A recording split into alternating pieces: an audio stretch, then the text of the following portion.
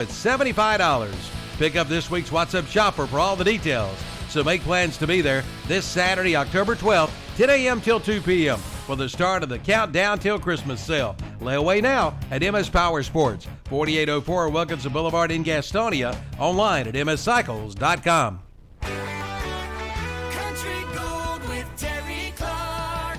Clark inviting you to join me for Country Gold, where we play all your favorites from the 80s and 90s. This week, we go to the Hall of Fame for the Earl Thomas Conley Memorial Concert. It was organized by Blake Shelton, who brought his friends Joe Diffie, Wade Hayes, Neil McCoy, and John Anderson. We'll honor the late Earl Thomas Conley this week on Country Gold with Terry Clark. Country Gold with Terry Clark, Thursday afternoons at 1 o'clock on Carolina Country WCSL, 92.3 FM, 1590 AM, and online at ktcbroadcasting.com. It's Trick or Treat, Saturday, October 26th at Renato Auto Mall in Shelby, and that's no bull. Come out for their Trick or Treat sale. Don't be tricked by other dealers. Make your car buying a treat at Renato Auto Mall. And when you come to Renato Auto Mall in your Halloween outfit, you'll have a chance to win $100. Wear a mask and get 1 entry. Wear a full Halloween costume and get 3 entries. Someone will win $100. Plus, they'll also be there broadcasting live with special treats. Trick or Treat, Saturday, October 26th at Renato Auto Mall, 4423 East Dixon Boulevard, Shelby. Power move around the outside. The Monster Energy NASCAR Cup Series Playoffs. Well, Logano couldn't block them all. Playoff Race 5. Couldn't block Chase Elliott. And NASCAR's best will clash in Talladega. And here comes Elliott to the lead at Talladega, where anything can happen. Kevin Harvick is into the outside wall. More cars ducking and dodging. The 1,000 Bulbs 500. The best is yet to come. Sunday at 1 on the Motor Racing Network. The 1000bulbs.com 500 this Sunday afternoon at 1 o'clock on Carolina Country WCSL, 92.3 FM, 1590 AM, and online at ktcbroadcasting.com. When you shop our local advertisers, be sure to tell them you heard it on the radio. That way they'll know that their radio dollars they spend works for them and you too. Even in today's fast-moving world, radio remains the leading media to reach more people. 93% of Americans listen to AM/FM radio over the air. TV viewership is 89%, smartphone use is 83%, and personal computer use is 50%. So if you're a business owner, reach more people with the power of radio. If you don't tell it, you can't sell it. See the power of radio. WOHS Shelby, WLON Lincoln, WCSL Cherryville. Online at ktcbroadcasting.com. This is Evangelist Kim Earwood with Jesus Until the Whole World Hears Radio Ministry. Join us live on Sunday mornings from 8 to 9 on 1390 AM, 1590 AM, and 101.5 FM. You can also join us at ktcbroadcasting.com worldwide. And remember, God loves you, and we do too.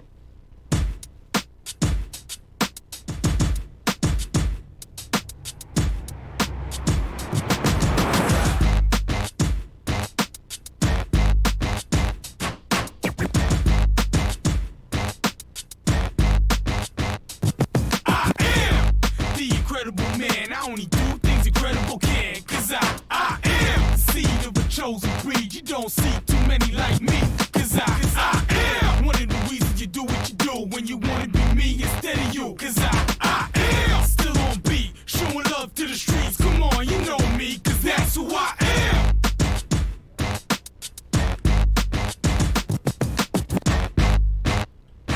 And good morning, Saturday Morning Sports Talk with Kevin Hastings, Terry Reinhardt, Hunter Yancey walking in late, and Tom Cinefani.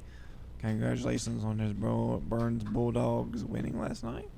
Hey, good morning, JP. Good morning. Hunter thinks that's his walk-up music, not the start of the show. Terry, next week, just pull your camera up and let's get whatever. I don't even know what HP. What is that? 460p on his phone, Hunter? I have no idea. There's no way. Maybe 240. Get 240p. Maybe 240. Have Hunter walk down the hall in that 240p camera. Does Terry even know what I mean by that? No. Maybe. 240p he might. means, Terry? He might. 1080p. You know what all that? 920. You in on the lingo? It's a frame rate. Yeah, frame rate. Folks, Terry, is you on your camera? Yeah, we got 5 cameras up there. We got the JP cam up today. You're watching on YouTube. We've got Terry Reinhardt. Wave to your camera, Terry. because we don't have the names on there. Then we got I'm here in the middle. Hello, guys. I've got my Appalachian State cape on. Cape. Don't say cold. I did not. I did not mispronounce Snuggie. I said Appalachian cape. And Cape. Hunter Yancey's here in the morning in his Bulldogs gear. And what does that shirt say? Thank you, Coach Meyer. Thank you, Coach Meyer. Yeah, that's right. This is the Urban Meyer tribute T-shirt. Tom Sinofani in a Urban Meyer tribute T-shirt. Ohio State in the house. They don't play this week. They don't play this week. We were going to open the show with this week's predictions, and so how about you want to break that down in just a second? Real quick, I've got, for you folks watching at home, my Rally Squirrel shirt on. It's rally time, Hunter.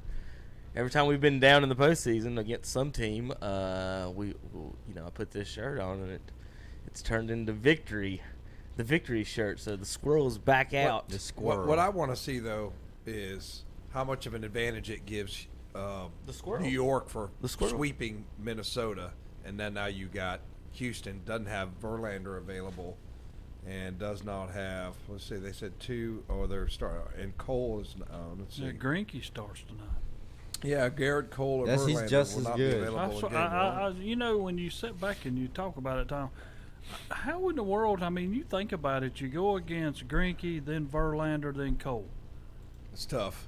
That could be 3 losses. We'll go. And then you're gonna have a day in between where they can just rotate and do it all over again. Yeah, but what I'm saying, it hurts them a little bit that they had to play, 5 games against the Rays to dispose of them. And we're going to break that down in just a few minutes, along with Braves and Cardinals. We got to talk about here in just a little bit to break that down. Then we'll talk a little Cardinals, Nats, and all that other jazz. Big night in high school football last night, guys. Upsets on the board, surprise scores. We got to get into a lot of that. Hunter, I know you looking at that board, you might see something you didn't see last night. It might surprise you. If you're watching online, folks, we've got the scores up on our YouTube channel. Let's see if I can point in the right direction. Yeah, both my fingers end up going towards the I'm pointing at Terry's head in this one. So right beside Terry's ears, you can see the scores over there. Andre Bush and Terry take care of those on Friday night, and they do such a good job getting those out. And I think you guys get the least complaints. You guys got to handle the complaint department on Friday night, but we get to. Y'all get to read all the comments. They get out to read all the comments that us three bad ones, comments that we get when we're broadcasting us. They get back. I couldn't get over that. I couldn't get over the North Lincoln score. I just could not get over that. What did y'all say on the Witherspoon Insurance pregame show? I said North Lincoln would win 21-20. Oh, thought it was going to be close. You, Terry? I can't remember what I said. Oh, Terry, what'd you say, Terry? When Terry gives that answer, JP, we might have to go to the tape on that and pull up yesterday's show and figure. Terry, I said North Lincoln would win. I said it would be close too, but not. I mean, who in the world would have even thought that bad? Yeah. How about Bandy's 35-0? Yeah. Hunter? How about that? Against Lincoln. I mean, I said that after losing to Bunker Hill. I had Bandy's winning this game. Didn't he bury him with something last week? No, I said if it's on they asked me is it panic mode. I said if it's on the meter like the sound meter here, it would be not in the red. We'd be in the orange or yellow. And this was a must win they had last night. Lincoln's offense is anemic, so I knew that Bandy's was going. If Lincoln didn't make the 1 or 2 stops they really needed to on defense, then Bandy's was just going to let the floodgates roll. We've got NBA opening up exhibition season. I looked at the Hornets box score last night, Hunter. The 5 starters combined for 61 points. So that's not winning basketball. They're averaging, Tom, that's 12.2 a starter if you're doing the quick math on that for Charlotte Hornets basketball this year. They are definitely the Cleveland Browns of the NBA as far as personnel is concerned. It's the old Browns. I think the old Browns. I was going to say the old Browns. There's not a star on that roster. There's not. 12.2. So that means okay. So Rozier's starting. They're paying him $19 million a year. He's averaging 12 right now. That contract's not adding up. The number 2 pick is sitting on the bench. MKG. The Brooklyn Nets got a number 2 pick. It's pretty good in the offseason. Well, we get all that NBA starting off in a couple weeks. We've got NASCAR playoffs to get into. We didn't get into last week at all. Terry's favorite week at Talladega. I went to the Roval. I want to talk a little bit about that here in just a little bit. But my plan was all morning on my schedule, Tom put down. since I was like, I feel bad. Tom last week he didn't get to predict his Ohio State Buckeyes, and you got your Buckeye shirt on, and then you come in and tell me they're not playing. Don't worry about it. I supported you, Tom. Tell us about last week's game, and then we'll get into picking our college football games to start the show off. You talking about the Ohio State game? Yes. All right. Well, you can talk about app if you Did you want watch to. any of the? Did you watch any of the Ohio State game? No, I did not. They're not on top of my list to watch. Well, I figured you might have accidentally channel surfed as you were probably sleeping and having an adult beverage or whatever you do on Saturday night. But they were really. I thought Michigan State would put up more of a fight.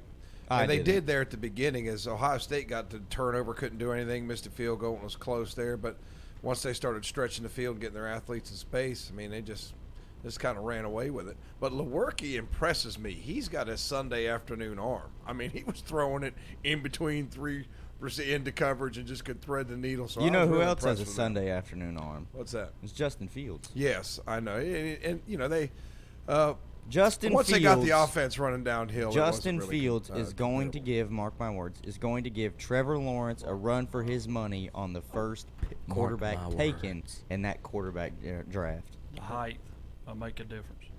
Yeah, how tall is Lawrence? Oh, he's 6'6", 6'5". Is he that tall? Justin Fields is 6'4". I mean, he's not little. He's not little, and he's more athletic. Justin, that's what makes me so mad. I'm glad he's having success at Ohio State, but he was a Georgia commit. But look at Joe Burrow down at LSU. They're saying he's going to win the Heisman. How tall is Cameron Sweezy, real quick? He's about 6'2". He's a couple inches taller than me. Reed 6'4". You got Isaiah 6. Isn't he about 6'4"? Yeah, Isaiah's probably about 6'4". With his hair 6'5", 6'6", depending on what cut he's got. But you know what? Isaiah's long. Yeah, I mean he's got really, some big quarterbacks really, in Cleveland County. Yeah, so. I like their chances to, like I said, I like their chances to win the Big Ten. Just Wisconsin looks pretty tough.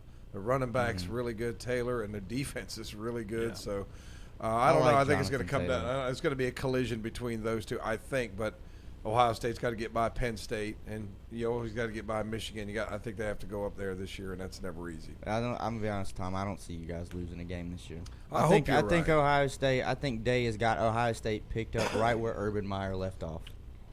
I think he's got his quarterback now. I think they're a little better. Fields. Yeah, I think they're a little better defensively too. Like last year, they weren't tackling very well. Like people would break contain on them. They look like a high school team. Because as much love as Trevor Lawrence has got, and don't get me wrong, he's very good. I think Trevor Lawrence is going to be a very good pro. He's had a down year this year, but Trevor Lawrence was still the number 2 quarterback coming out of high school to Justin Fields. The only problem is Justin Fields sat a whole year at Georgia, so we're just now seeing what he can be.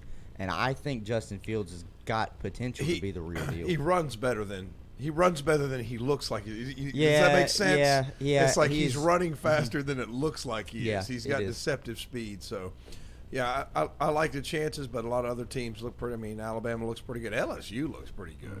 I'm interested in this Oklahoma-Texas game today too. That's going to be Red River rivalry. Do you remember what they used to call the Red River Shootout? You can't do that anymore. Yeah, and you can't even do horns down. You can't even do that anymore. You can't do that. It's a personal foul if you do it. Horns is it down. really? Yeah, it's a personal foul. You can't do horns down. I didn't realize that. But that game, what do they play that game? They play that on a neutral field? They're worried about the football players' hurt feelings? I guess, that is? That's what it is, yeah. Is that the penalty? Do they play them on a neutral field, Terry? I do not know. I think most of the time. I think a lot of the times they do play this game on a neutral field. Kevin could pull it up and read off. Who again? Texas. Oklahoma and Texas. and Oklahoma. I usually play that in Jerry World. I don't know. I want to say they play. Arkansas played in Jerry World 2 weekends ago, but Jerry's an Arkansas grad, so he loves it.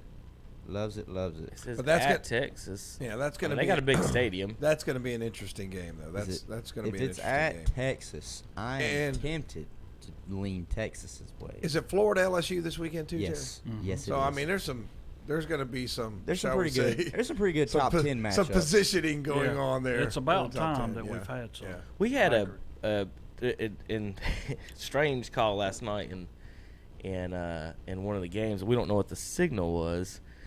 Tom, you're a referee or a broadcaster. Yeah. I'm gonna show you the signal here and see if you can.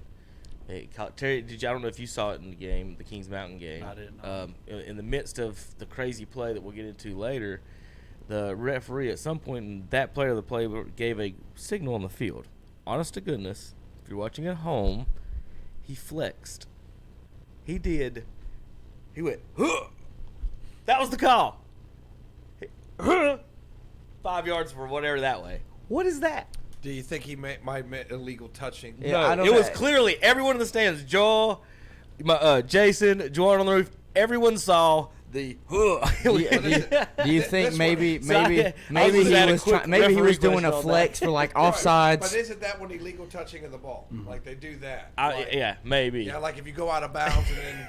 Yeah, but if he's going like this, I'm thinking it's like maybe he's just trying to do a quick flex. I'm going to look him up and try to get that. When we get to the high school section to talk about that. That was funny, but I was looking at this top 25 and I wrote down some teams yesterday, and I remember pretty much which ones I wrote down. Before the season, I said I want to guess the top 10 and got pretty close on it. I guessed 8 of 10. I think maybe 7 of 10. I didn't have. I think I forgot Wisconsin. Maybe Penn State. It was Penn State was the one I didn't have. I had Texas, I know, in the top 10. I can't remember. I might have had Oregon. Texas is close off the top to of my being head. the But we're top 5 10 games in, 6 games in. I'm not an admitted college football fan. I probably haven't seen one of these teams play each other at all. I saw the only important game of the year. I saw Appalachian State and North Carolina in person. So of all the undefeated teams in the nation, how many teams are left undefeated? I know the Mountaineers are one of them. Top 7 or 8. Oh, there's about 10 or 12 right now. I see Memphis, 14 Baylor, right there. SMU, Wake Forest. There's 14. He's undefeated. Boise State's undefeated. No, Utah's not. Wow! I didn't realize Wake Forest is still undefeated. Yeah, I mean, which part of the ACC are they? So Atlantic or the coast? They're in the toughest division with North Carolina State now. Oh, so if Clemson, if Wake Forest is undefeated, the Atlantic, and beat North Carolina barely, and Appalachian State handled North Carolina the whole game. Carolina made a valiant effort and comeback. It's a 3-point game. That's what I meant. It was a valiant effort and comeback. They tried. It was a 3-point. You said they controlled the whole game. It was a 3-point. They did control the whole game. It was a 34-31 game. How long did Carolina lead in that game? But just because 12 seconds. If you're ahead by 3 points doesn't mean you control the game, Kevin. If you lead the whole game, Kevin, they weren't ahead by 3. If you're ahead, it doesn't mean. Weren't they ahead by like 14 at one point? Is that not controlling the game? But you said controlling the whole entire game. Yes, when you lead the whole game, you control the whole game. We can argue semantics. Either way, Wake Forest is ranked 19th. Appalachian's undefeated. They beat North Carolina. Why aren't they 18th? Appalachians got votes. Yeah, they've got votes. They're down here behind Cincinnati. They're behind Cincinnati, who's lost. Who did they play Wednesday and barely beat them? Lafayette.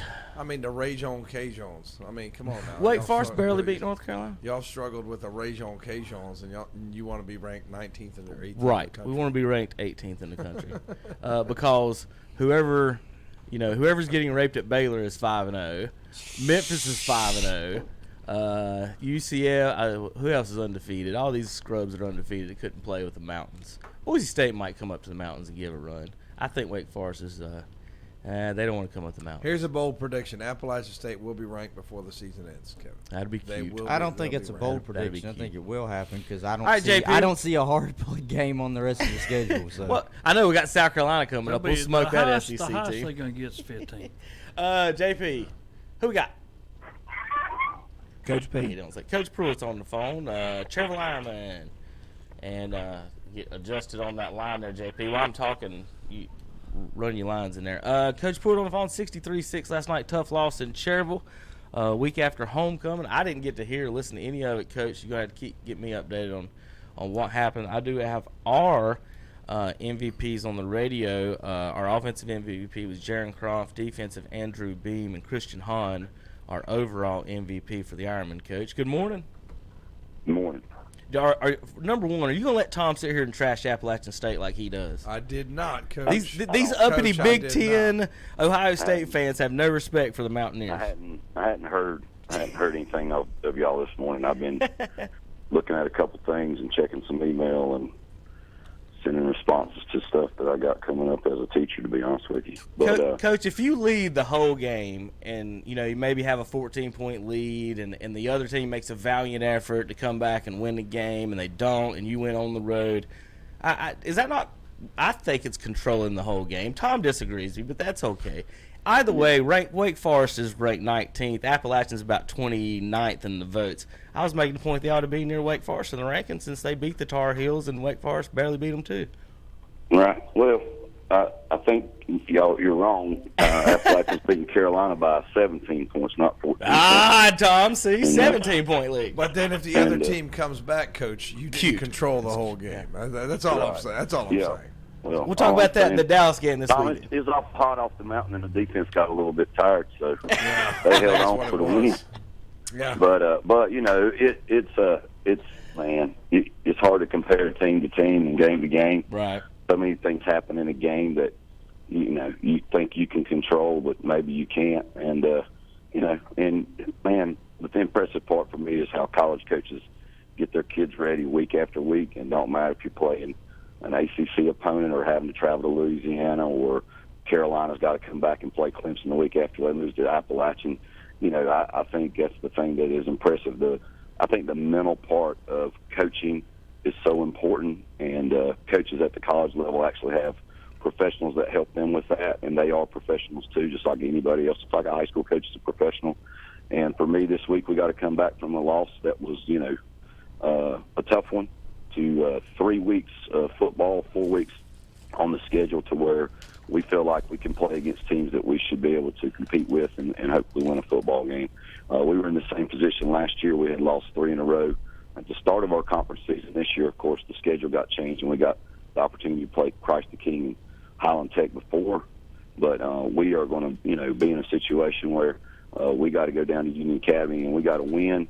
Or we got to play Pine Lake Prep and we got to win, or we got to play Bedford City and we got to win. If not, we're not going to be talking about football playoffs in Cherryville this year. So we got a task in front of us, and it's our job as coaches to get our kids in the right frame of mind that, hey, what the things that we are doing is going to be working and can work. And we got to have faith not only in the process, but also in the people beside of us and what they're going to do each week. So that's what we talked about after the game last night. And we played a good opponent who has changed a little bit in the last couple of weeks from a team that probably lost a game they felt like they should have won. But every year Bessemer City beats Mountain Island Charter, so that shouldn't be a surprise. Larry's group's doing a great job, and wish them the best as we get ready to the last game. Throw that record out the window, because that last game is going to be a good one no matter what. Well, Coach, you got, let's see, looking at the schedule, at Union Academy, then you got a late bye week. We've got actual 3 late bye weeks here in the season on our board, and East Lincoln don't have one until actually week 11. But we've actually got 3 on our schedule, Kings Mountain, Shelby, and you guys on the 25th. So we're going to have a weird broadcast schedule that week, and then you guys finish up Pine Lake Prep and with the Yellow Jackets, right? Coach, you there? Yeah, I'm here. Yeah. Union Academy, Pine Lake Prep, and West Virginia. Our late bye week was a product of Christ the King coming into our conference. Right. We had scheduled Bunker Hill, which Bunker Hill beat Drone last night. Congratulations to Coach Clark. I caught y'all's pregame on that, and I really, we scrimmaged. One team played the other team, similar styles, and I thought that would be a very close game. So congratulations to Patrick. But we had to move our Bunker Hill game and play Christ the King, and then they had to slide Christ the King into different people's places, and thus we moved Highland Tech up because our open week, it fits. So Highland Tech and Christ the King will play that week where we are now open. So those 2 teams have been at the bottom of our conference, and those 2 teams physically have had a lot of people out and injured. We played Highland Tech. They didn't have anybody out or injured, and I thought they were a pretty good team. But since then, I know the injury bug has caught up to them. So we're right now is probably as healthy as we've been, even last night, other than Austin Thompson getting hit on the sideline and not getting up right away, and we held him out for the rest of the game after that. Austin came in for Dylan. Dylan had a little groin strain.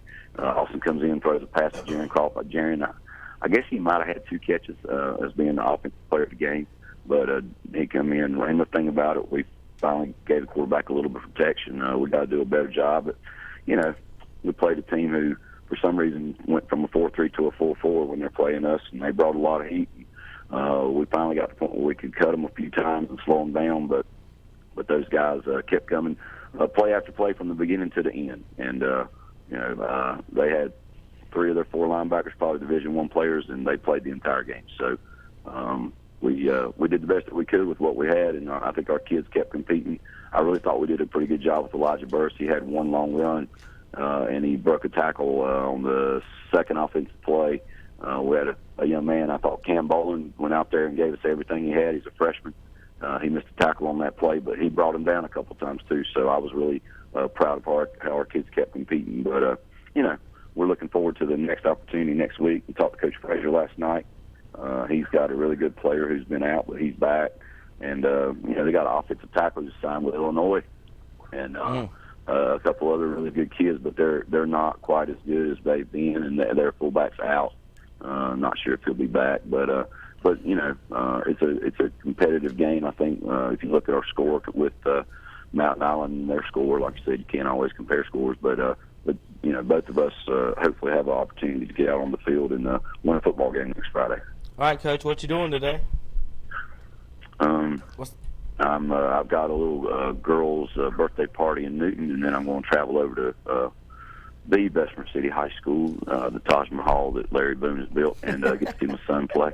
And then if things work out, I've got some tickets to the Louisville Wake Forest game, and go see Stu Holt, who's a former colleague I worked with at Cumberland University and worked for his dad for 10 years, and he grew up just 25 miles away from Winston-Salem, so a little homecoming for him, and go see Louisville and Wake Forest play. Well, next week when you come in, we want an update of that game because we're just talking about Wake Forest, so we want to know if my rankings for state in the state of North Carolina are right. App 1, Wake 2, then state somewhere below that, right? For Terry, we won't get to play those guys unless we get a bowl game. But I watch games, and now, hey man, I'll cheer hard for who was it, Tulsa last week to beat SMU. Because if Appalachian can keep winning, we might see a New Year's bowl game. And as I told somebody, man, if I get a chance to do something like that, I'm on the road, and then we might not have to worry about talking about who's the best team in the state. It'll be obvious to everybody in the country. So good luck to you guys. I'll let y'all hash that one out. And there's got to be a few teams losing one, and Appalachian's got to run the table, and that's a hard task. They don't have faith in the Mountaineers. Just like any other team, last year when our quarterback got injured in a game, we didn't lose that game. You got to have a lot of luck and a lot of success. Success and luck go together sometimes. And appreciate the opportunity to go see good college football. And I do love college football much more than the pros. I was watching the NC State game the other night more than I was watching the Patriots game. And I don't blame you. They played a really good football game the other night. I thought, really. I think State does some good stuff, and had a lot of coaching staff turnover over there with the head coach going to App, or the OC going to App, and the new offensive line coach who went to Louisville. So Coach Dorn does a great job, and all coaches do a great job, no matter the year, the season, or who you work with. This takes a lot of time and energy to put a product out on the field, and hope people are patient with that because you see teams who have success one year and the next year not quite as much. But guess what? You keep playing and you keep working with the kids just like the same. Doesn't matter if you were 7-4 or 3-7. It's a different year every year, and you just keep on plugging. So I appreciate you guys. All right, Coach. Thanks for giving us a call, and have a happy Saturday and good weekend, and good luck next week. All right, appreciate it. Thank you. Coach Tim Pruitt going to Union Academy next week. WCSL 1590 AM. You can always listen in 92.3 FM. You can always listen to football, basketball, baseball, Cherryville Sports, American Legion on WCSL. It's time for a break, but hold on, JP. In just a let me get we're going to give the scores from last night. I know people online can see them, but our radio folks want to know the scores, and then we'll go to break. All right, I'll go across the board. Good morning. Let's let the guys read them. Go ahead, Tom. Let's take a board at a time, I guess. All right. It was the Chargers over the Greenway, 42-14. That's Crest defeating Ashbrook. East Lincoln, North Lincoln. Surprise here. North Lincoln runs away with it 52-7. And no surprise here. Burns Bulldogs all over the East Rutherford Cavaliers, 55-0. Shelby Golden Lions, 55-20 over the Trojans. And another upset. Hunter Huss knocks off Kings Mountain, 21-16. And Mountain Island Charter, no trouble with Cherryville, 63-6. Terry? It was Bessemer City over Union Academy, 46-20. RS Central, 42 East Gaston 7. Thomas Jefferson just keeps rolling, 42-0 over Community School of Davison. Forest View 45, North Gaston 0. Pine Lake Prep 53, Highland Tech 0. Maiden 56, Lake Norman Charter 0. Bandy's 35, Lincoln 0. I said a lot of zeros. Right I'm there. thinking the same thing. Yeah. I don't like it. Is Newton Conover 37, West Lincoln 34, Patton 49, East Burke 21, West Iredale 30, West Caldwell 19. Conference games. Yeah, I know. Conference games. Zeros. All right, and now on the final side of the board, High Brighton had no trouble with Fred T. Ford 60-7. Bunker Hill comes out on top of Drawn 28-27. Looks like that one was a nail biter. Good job, Bunker Hill. Watauga on top of Hickory 56-28. Freedom and Alexander Central came down to the wire. 46-42 shootout there, but Freedom comes out on top. St. Stephen's 35, North Iredale 14, and South Caldwell 50, McDowell 10.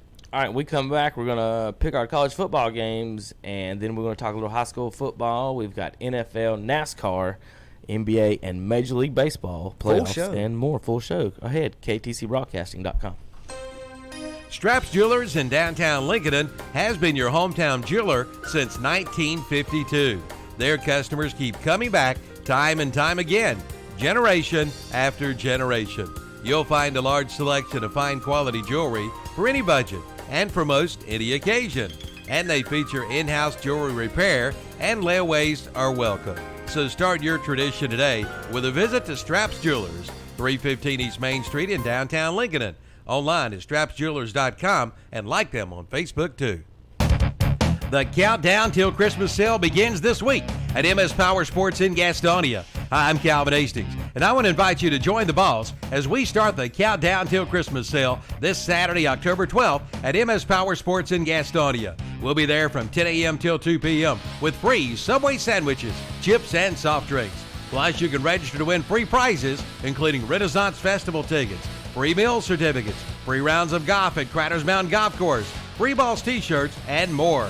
And check out the great deals with zero money down and payments as low as $75. Pick up this week's What's Up Shopper for all the details. So make plans to be there this Saturday, October 12th, 10 a.m. till 2 p.m. for the start of the Countdown Till Christmas sale. Lay away now at MS Power Sports, 4804 Wilkinson Boulevard in Gastonia, online at mscycles.com. You know, auto parts don't have to cost a fortune, especially now, because now open in Shelby, Auto Parts You Pull. Pay a $2 admission and bring your own tools and save a fortune by pulling your own auto parts from their big auto yard. Plus, they pay top dollar for copper, aluminum, steel, cast iron, tin, brass, and cars. Call 704-482-4888 for Auto Parts You Pull and Scrap Metal of Shelby, 1025 County Home Road off Highway 74 East in Shelby. Scrap hours 8 to 5 Monday through Friday, 9 to 2 on Saturday. You Pull hours 8 to 5, 7 days a week. The Captain's Cap Family Fish House has done it again. They have once again been voted best of the best fish camp in Gaston County. You know, there must be a reason. Maybe it's time for you and your family to make a new tradition by going to the Captain's Cap Family Fish House. Hey, that's not all. They were also voted the best salad bar, and rightfully so. So visit your nearest Captain's Cap Family Fish House, Linwood Road in Gastonia, Highway 16 in Denver, and on Park Street in Belmont. Online at thecaptainscap.com. How would you like for you and your family to win free tickets to a Carolina Panther football game? Of course you would, and you can. Win 4 Carolina Panther Seattle Seahawk tickets, Carolina Panther caps and t-shirts, and $100 in fun money. Register today with no obligation to buy at Ronaldo Honda on East Dixon Boulevard in Shelby, at the Chop Shop Dog Salon on King Street in Kings Mountain, at Pro Wellness Chiropractic Center on North Aspen Street in Lincoln, at Oakey's Tire and Recapping on West Warren Street in Shelby, at Hillbilly's Barbecue and Steaks off I-85 in Lowell, at Markdown Liquidators in the Town and Country Shopping Center in Lincoln, and at Shelby Hardware on South Lafayette Street in Shelby. The drawing will be Friday, October 25th, so register today and head to the Carolina Panther Seattle Seahawk game on us. Isolated and alone? That's how millions of Americans feel while experiencing a mental health crisis. Need to talk? Our providers love to listen. Call us now at 1-888-235-HOPE. That's 1-888-235-HOPE. 4673. Partners, improving lives and strengthening communities in North Carolina. 1-888-235-HOPE. 235-4673.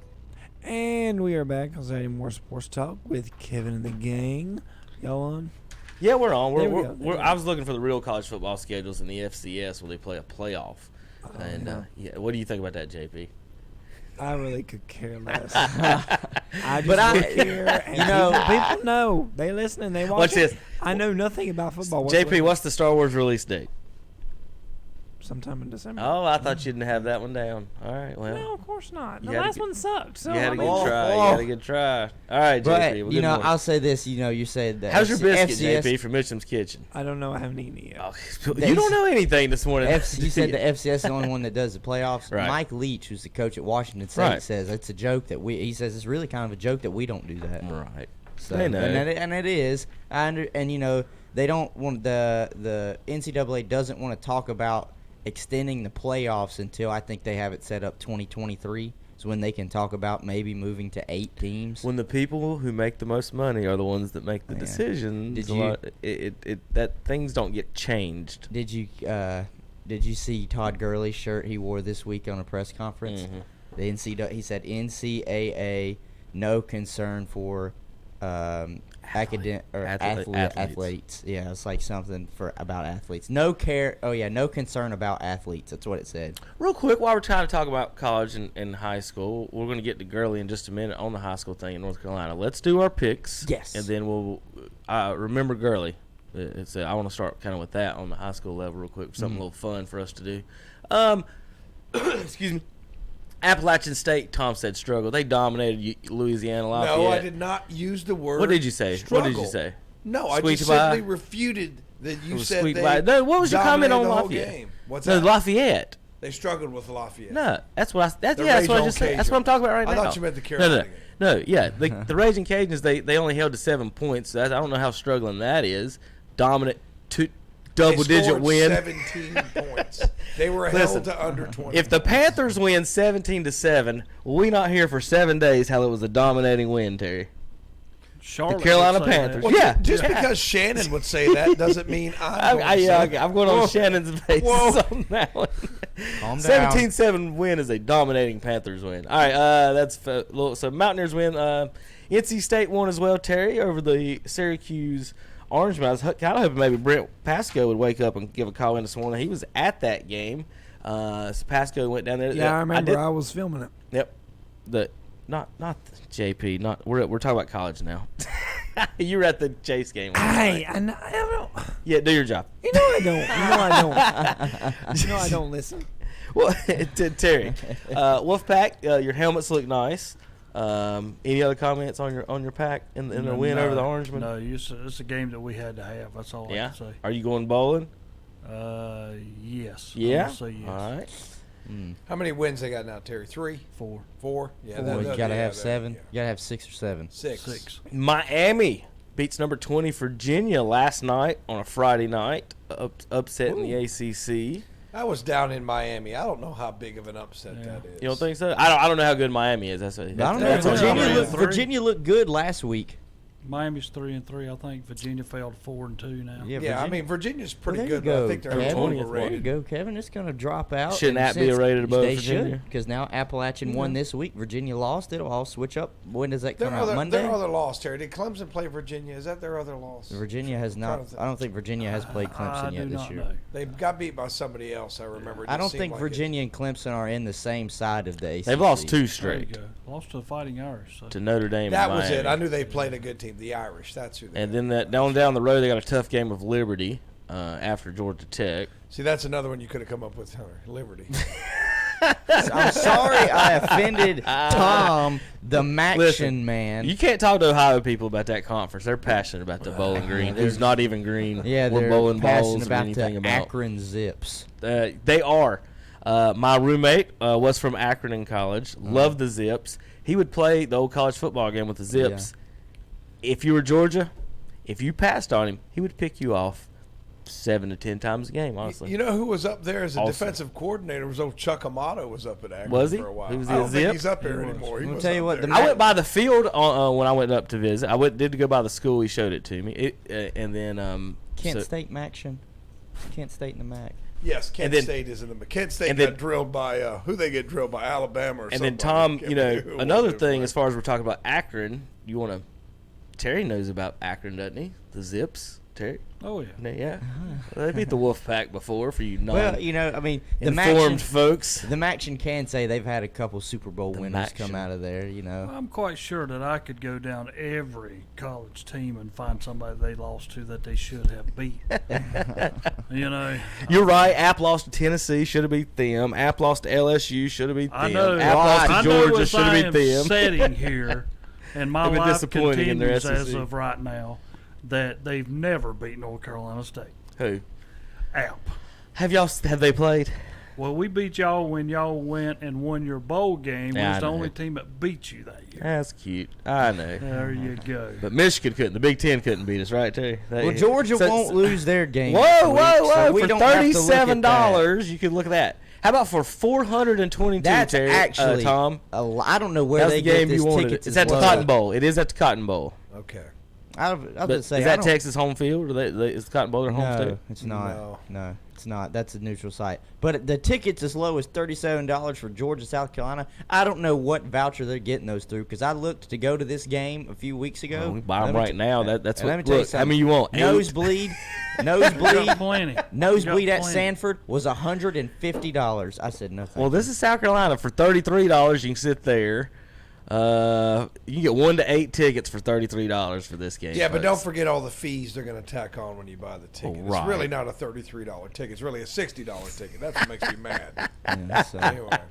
That's a soapbox right See, there. that's from why. what- And I was looking at this weeks ago, and I was like, Ticket fees, right? $150. I So don't stupid. think so. Ridiculous. It's- 100. I mean, you can get in the end zone for $130. You can get the 50-yard line for $300. I But don't the think lowest I you get don't- $33 in the upper Yeah, deck. here's the only problem. I don't think I'd make it for kickoff. I'd have to drive all the way to Athens after this. What is and South kick off at Carolina's 12. record? Bad. I think they're like 1 and something. Well, they beat 2 and 3. whoever CHSO is. In Kentucky. Charleston in Kentucky. Southern. Charleston Hey, Southern. That's They another beat one you could have came up with. Charleston Southern. Say Wake Forest is playing Charleston Southern. That's what you should have said. Now, I got a good one for you in a minute, Tom, that Hunter could have went with, but we'll get to it in a minute. Michigan, Illinois. What we're going to pick? Oklahoma, Texas, Terry? Oklahoma's too good, man. I don't know. I like Texas in Texas. Neutral field. upset. Neutral field. I'm going to go Oklahoma. Does the winner of this game make the playoffs? Oklahoma No. will be in the playoffs. No, I don't think so. And it's only because I think there are other teams better than Oklahoma. Jalen Hurts has really changed that He whole has. squad. He has played well. Yeah. All right, Now, yeah. you know what? He is a graduate transfer. He Yes. graduated. That's from why Alabama. that's why he's able to play immediately Right. with his Yeah. transfer. Yeah. Michigan, number 16 at Illinois. All right, Mr. Big Ten. Michigan and Illinois. Are you going to pick Illinois or to beat the Big Blue? No. Michigan has struggled. The defense is good. Their offense is horrible. Which That's kind nothing of, new, is it? But that's surprising with Harbaugh as their coach. You think it might be the other way around. Michigan, to me, is overrated every year. If Michigan doesn't beat Ohio State this year without Urban Meyer, is Harbaugh gone? Has Harbaugh I ever don't know. I mean, played? he's Has Harbaugh ever played or coached in a good offense in his career? 'Cause With you the know, Colts- if he's with playing, the Colts, they were pretty good. Stanford. What? Well, he was the coach at Stanford. He's the one that recruited Andrew Luck. Luck, I guess. I think what is I might be wrong. I don't And know. then I'm just San asking. Francisco, he made the Super Bowl. Well, what So- his saving grace is Yeah, but not good he is a passing. Michigan man. That's good so defense. Because he's a Yeah. Michigan man, I think he hangs on longer than somebody Yeah. like a Rich Rodriguez or And as somebody long as like he stays that. in the top 20. Or Jason Garrett's been with the you- Dallas you- Cowboys for 9 years right now. Do you know why I ask if he's gone? Longer than There's Jimmy a Johnson, reason. like I don't think 3 they- times. There's a reason why I ask if he's I don't gone. think he is. It's because That job's his as long as he wants. No, there's a reason why I asked if Jim Harbaugh's gone. Is because I've seen the list of possible coaches that the Washington Redskins are going to try. I don't think they would fire him. I think he would leave if he. He might. I don't think they would fire. They might say, "Hey, man, don't you want to?" Okay. You know. Yeah. But I don't think because he played there. He coached. I Because just don't Jim think Harbaugh is on the short list of head coaches Washington might be targeting, and I'm just like, oh God, please. Number 23, Memphis at Temple. Memphis. I'm going to take Memphis. They look pretty good at times. Memphis. But Temple's been known to upset some people. And they're at home. So. Tom, you know anything about Toledo Bowling Green? Toledo had they beat somebody. I was looking the other day. It seemed like they beat somebody pretty good. They had an upset win. If you click on their schedule. It's not that important. Alabama at Texas A&M. Whatever. I'm pretty. Wait. Was it Toledo? I think Toledo upset somebody. I think Toledo upset SMU. Yeah, maybe it was. I think Toledo SMU's or undefeated. Oh, okay, go ahead, Mr. SMU's undefeated right now. They beat BYU, Western Michigan, Colorado State, and Murray State. Lost to Kentucky. Was it. Maybe that was a close game with Kentucky. Okay. I can't remember. Maybe it was. The next one, though, all right, does the Tide go down today?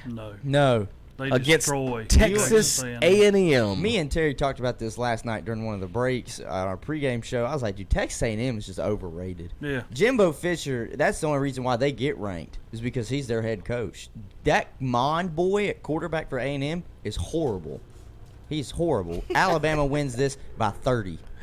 Alabama's look very good. They look tough. I mean, they're no doubt number one. Everybody's chasing them. And this is at A&M, at the 12th man, Kyle Field, and I'm still saying Alabama wins by 30. Florida State at Clemson today will be on KTC Broadcasting.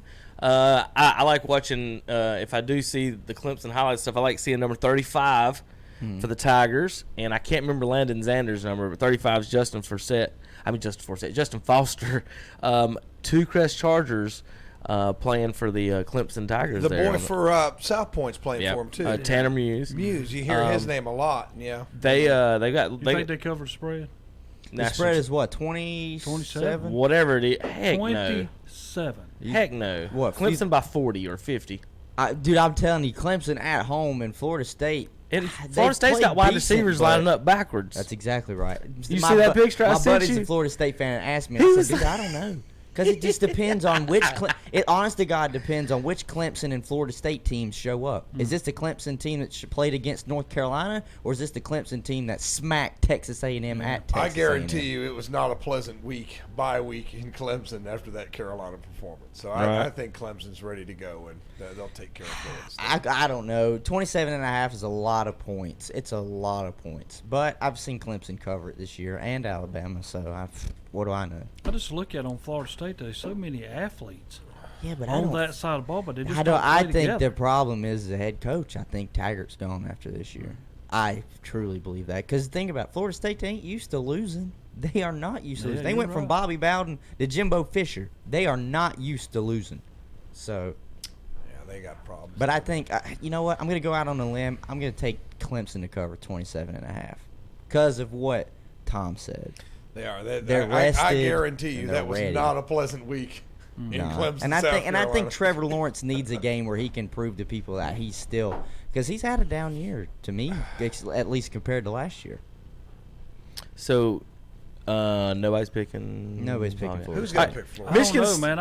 If I had to take the points, I might take Florida State in the points. All right, Terry says. I mean, don't get me wrong; they'll probably get beat by 26. But you know, if they cover by 1.5. Well, what Terry's trying to say is the point spread's probably about right on. Yeah. So it's hard. I don't know. I'm going on the over on that. Wisconsin hosts Michigan State. Number 8 hosts Michigan State. Anything on that? Anybody? I got Wisconsin. 18, Arizona State hosting Washington State, Pac-12. Roll Herm Edwards. Herm Edwards, they overranked. I don't know. Go Arizona State. Arizona State. You go Sun doing Devils. something on account of the coach. That's all you're doing. I don't know about coaching means everything in college. I don't know about Herm's X's and O's, but I would run through a wall for him as a player. Herm Edwards has had a winning season since he's been there. It's only going to continue. I'm not saying all that. I'm just saying they getting all this publicity because he's there. Number 25, they're 18th, Terry. Number 25, Cincinnati at Houston. I think Cincinnati had a big Cincinnati had a big win last week. It's at Houston. I'm taking Houston at home. Cincinnati might be on a bit of a hangover, but I like them. I think they're going there. And Ohio, man. All right, Can't get it right. Speaking of Ohio, Tom's corner here. Kent State at Akron. $16. I'm going for the Fighting Trent Martys. Kent State beats them. I never go against the Akron Zips. Not playing at home. They're at the Goodyear. It's Ohio, Tire Terry. It all looks Yeah. the same, right? That's Doesn't what matter I'm where you are, saying. right? You don't even know when you're at home or not. In the Goodyear factory in Akron or something, Goodyear Tire Yeah. Factory, something like that. We used to have factories. Well, they closed yeah. and we came down here. That's Used what to. happened. Back when I was if we came down Back here. when the skies were black. I don't know why you come down here for. Our factories aren't here either. I got one for you, Tom. Trey Harbison's Northern Illinois at Jalen Smith's Ohio Bobcats. I like the Bobcats. And Jalen's not playing. I'm going with the little wine and cheese college down there in southeast Ohio that nobody's ever heard of. I'm going with the Bobcats. I got a backfield for you, Terry. High school, and it's going to get to our high school talking in a little bit. A lot of people were talking top high school players in North Carolina history. I got a backfield for you. Around here, let's say you never wanted to – in the last 20 years, this is after 2000 on, and you never wanted to pass. You wanted to run the option. All these coaches right here love running the option. My backfield would be at fullback, Trey Harbison. I want him the fake handoff every time, and he can do whatever he wants to after that. He's big enough to play it. The tailback, I'm going Keywan Pryor. It's just open space. I haven't seen anything that you can touch. That's why I said after 2000, because Norris Hopper would have been my quarterback. If you're going all the time, I'd probably have Norris running that option. But without Norris running the option, my secret quarterback, Terry, let's see if who do you think I'm picking? It's not Chaz. Chaz is close. There's somebody else from that conference. He's Blue Devil. Caleb Farley. Oh, my God. He's fast. He's the fastest person I've ever seen in person on high school football field in the last 15 to 20 years. He's one of the fastest defensive players. Keywan Pryor might be the best in space I've seen. But I've not seen anything like Caleb Farley running down that sideline. They were running they had Sage Surratt at I think it's safety on the spy, and they were running quarterback sweep and beating them on the corner. Teams. Caleb Farley's a state track runner as well, and cornerback at Virginia Tech. Cornerback, but he is. They say probably the fastest person on the defense. So I mean, if you ever would never have to pass the ball really with that. That would be kind of my like a little all-star. People have got other feelings about other players, but I mean, you don't get really much faster than Caleb. Trey Harbison just big, all-around, fast back. He's vastly underrated in speed, and put him in there, and then to be able to pitch the ball. As someone who had to play the option, but not by choice, I liked running the spread much better than I did the option. I would have loved to pitch the ball to Keywan, because one or two things, as a quarterback, you can keep it longer with Keywan, maybe make a better read off depending if you're going linebacker or in, because you can throw the ball a little wilder with Keywan. He's got the feet to, like, if I throw a little bit left or a little bit right, I don't have to be on point. There's some guys, there's some running backs that have some stone hands, and you have to hit them perfect every time. Played with a guy kind of like Keywan's Bart Bell. If you ever ask him, we had a play at Shelby where, of course, we're getting stomped in the ground. Immediately the play was blown up. It was like a pile, but somehow nobody had got me down yet, and I just stuck my hand out of the pile. Knew Sabart was going to be there and just flipped it. We were getting stomped. Had no idea he was going to catch it. He caught it and ended up with like a 20-something yard run, but he'll tell you to this day that was the funniest play because he was just standing there. The play's over, and I knew he was just going to be somewhere around there, so I just tossed it up. But Keywan, he'd be fun to pitch it to. But that's my kind of little fun backfield if you didn't want to ever have to pass it. If you go to pass, you got other guys. But anyway. Looking at that, let's keep moving on that. Coastal Carolina hosts Georgia State. That's a big game. I wouldn't be sarcastic at all on that. Georgia State beat Tennessee. There you go. Notre Dame and Southern Cal. Total the cost rivalry. of a ticket $0. $166. $166. You had $0. How does that happen Georgia for State and Coastal Carolina? Georgia State $0. Hey man, just let them in. You can Let go them in. It should be free because the tickets cost as much as the player salaries. There you go. I agree. Now, Tom, as far as the college goes, you'll have a big argument on that. I know someone who argues about that for high school sports. As far as a mother, I've had a mom say, it's a public high school. I shouldn't have to pay to see my child play his thing. I do agree with that.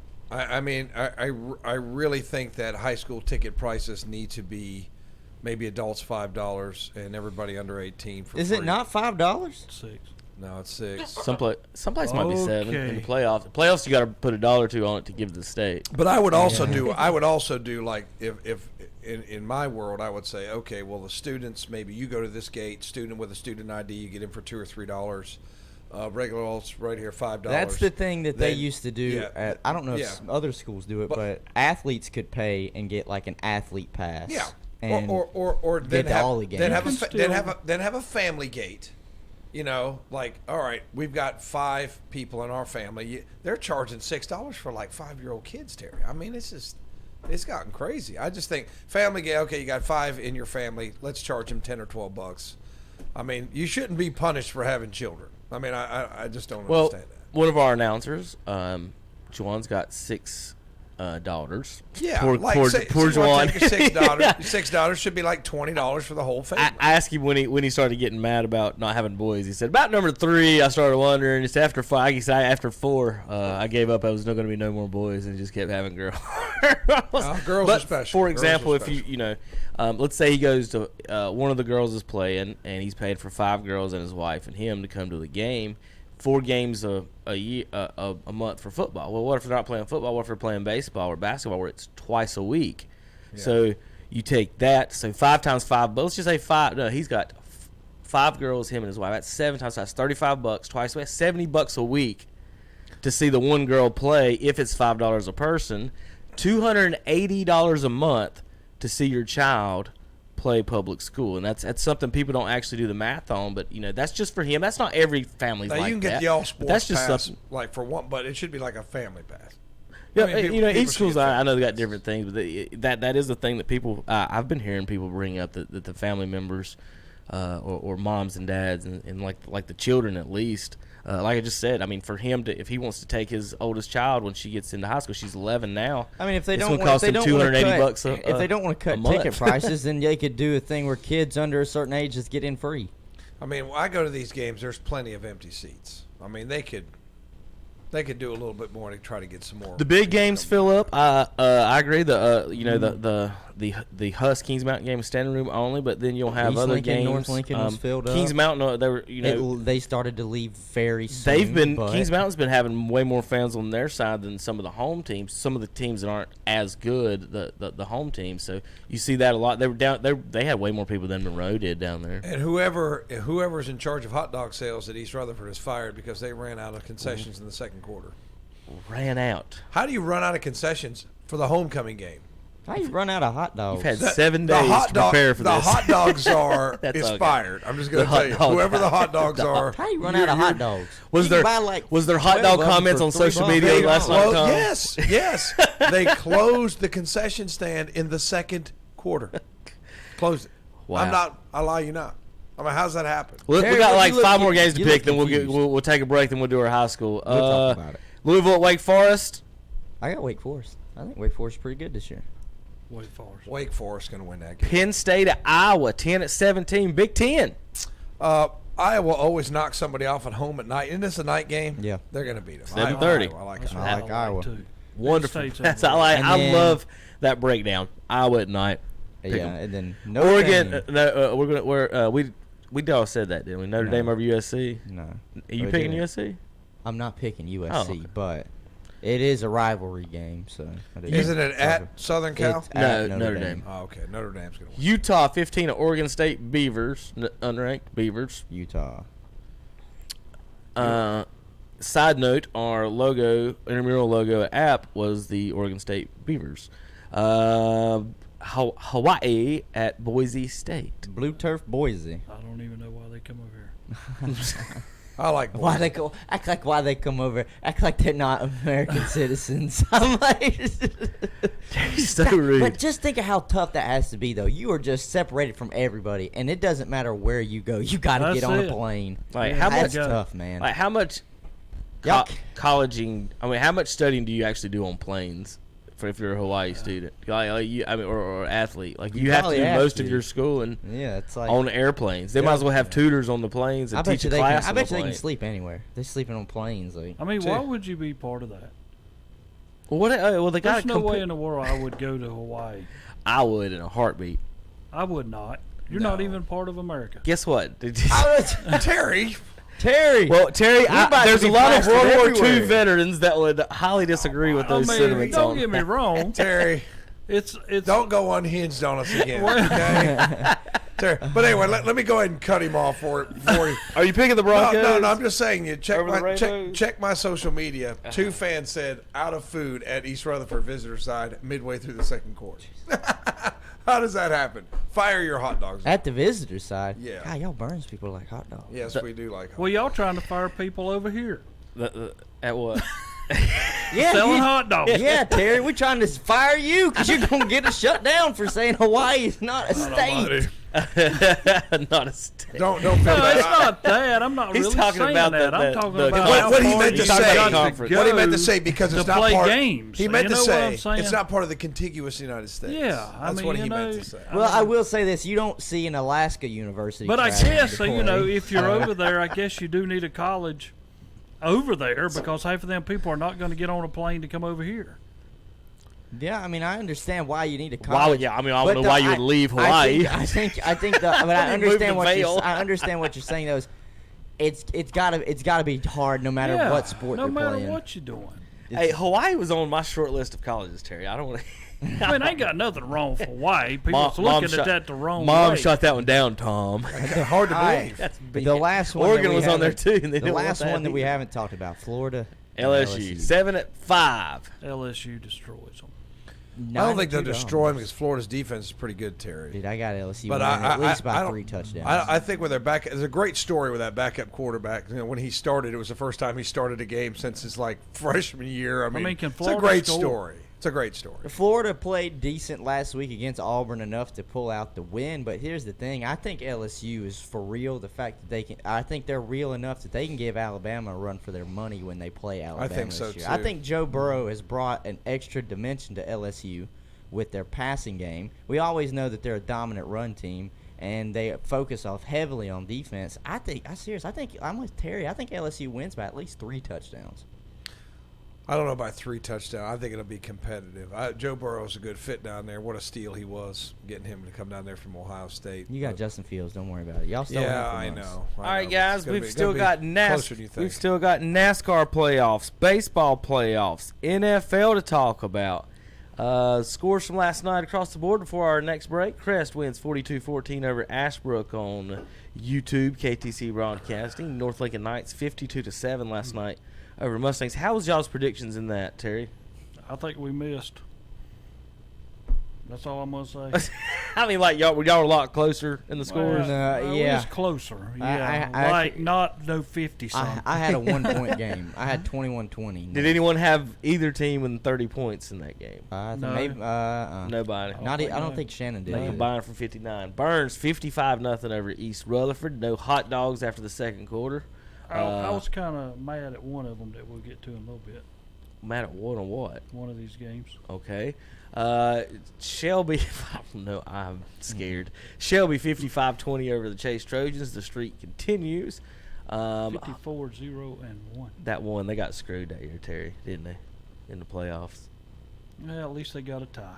I give them that much. Hunter, you know that situation? No, They lost a coin toss after tying Shelby to get in the playoffs. They are seriously. Like that was I played against that team. They were good. They stomped us into the ground. I hate sports some days. God. Cherryville had never made the playoffs in the entire history of the school until they went 1A and got an automatic bid. In '98, we were in. Now here's the conference then, Hunter. Terry, remember? Cherryville, Lincoln, West Lincoln, Bandy's, Maiden, Mooresville Blue Devils. Bunker Hill was in those conferences. That's wild because Mooresville was 3A. It was Mooresville and 4A. Maiden in the conference. We beat Mooresville, I think, that year. Lost to Maiden. One of the Blue Devils. We beat one of the Blue Devils, lost to the other one. We ended up in a 3-way tie for a playoff spot. 2 of them gets in. Triple coin toss. Ironman lose. That's the dumbest thing I've ever heard. Triple coin toss. Never made the playoffs. Beat one of the top teams in the state. Probably the best Ironman team ever. Lose a triple. Sports are a joke. Lose a triple coin toss. We can at least play a 1-game playoff like baseball or something. Like that. That'll make you mad, Terry. You talk about the West Lincoln folks last year in the seeding. I was glad Morrison got out of it because we was 0-18 against Morrison all the time. It didn't work, huh? Yeah, it never worked that way. Newton Conover's in that conference too. It was 3 Devils in that conference, 2 Blues and a Red Devil, and Union Academy follows at Bessemer City on the new scoreboard over there. Get out and check that out. Cherryville at Bessemer in a couple weeks, folks. That game will be live on YouTube and WCSL 1590 AM. Community School of Davison gets blanked at Thomas Jefferson. Jefferson on the season 7-0. They've only given up 20 points in 7 games. Highland Tech 0. They get blanked as well against Pine Lake Prep. Maiden blanks Lake Norman That's Charter. the game right there. And Bandy's blanks Lincoln 35-0. Forest View blanks North Gaston 45-0. All right, Terry. I kind of got mad at that one because it's 56-0. I needed Maiden to score again. Well, my score would be perfect. That's why you're mad. Yeah. We waited all that time for Terry to be upset on a 56 point. Terry, you sound like a Shelby fan right now.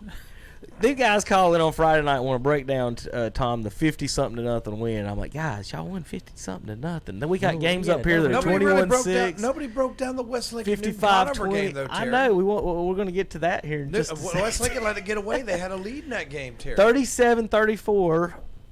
West Lincoln falls. Now, Terry, we're talking playoffs here, and that's kind of what the last thing I kind of want to get at as we end up these scores. You guys finish with Lincoln and Bandies, East Lincoln, Lake Norman Charter. Should beat Lake Norman Charter, no problem. Should beat Lincoln. Hunter says you should beat Lincoln. I'm not going to put words in anyone's mouth. Should beat Lincoln. They've got Bandies in 2 weeks. The playoff situation, you guys feel good about that right now, your situation? You've got 1, 2, 3, 4, 5 wins. Should be at least 6 of Lake Norman Charter. He says 7. Yeah, we should have then you got Bandies in East. Mm-hmm. Well, I think 7-9. Bandies, so. You feel good playoff-wise for the Rebels. How many teams, this conference, with East losing, that confuses everybody on who's going to win this conference. Other than, is North Lincoln the clear favorite right now? Yes. I don't know. People keep telling me that Newton Conover will give them everything they want. And Hunter and I saw them, and Newton Conover beat West. I've said Newton Conover is going to be scrappy all year, and they've been scrappy. And it's now they're picking. This is how I'm gonna put it. They're peaking at the right time because it's conference time. Well, my concern was their defense, and they've gave up 170 points. Yes, that they're having. And that's why I gave West Lincoln the edge. Is I didn't know if Newton Conover offensively, if they were stout enough to complete their passes a whole lot. I think there'd be a lot of 3 and outs, and West Lincoln could just dominate on the ground. But I guess Newton Conover's offense must be pretty legit. I mean, that's what it is. The defense isn't. This conference is good defensive wise, except Newton Conover's bleeding on defense right now. They've given up 169 points. They've given up 40 more points than the Rebels. Yeah. So that's what I was concerned about. That score kind of doesn't surprise me. West Lincoln's solid, 30 in both teams in the 30s. Just whoever won. I know some people might think they are, but I'm really not that surprised on that. So. East Burke follows at Patton 49-21. West Iredale 30-19 over West Caldwell.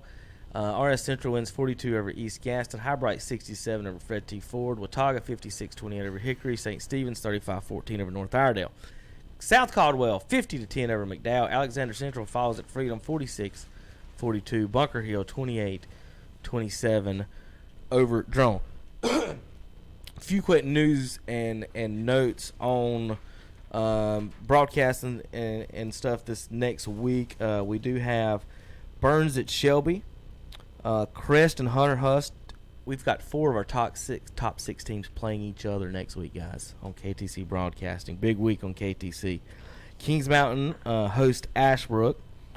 We've got West Lincoln and Lincoln, for Ashbrook, and then of course Cherryville and Union Academy. And that's not a shot at Ashbrook.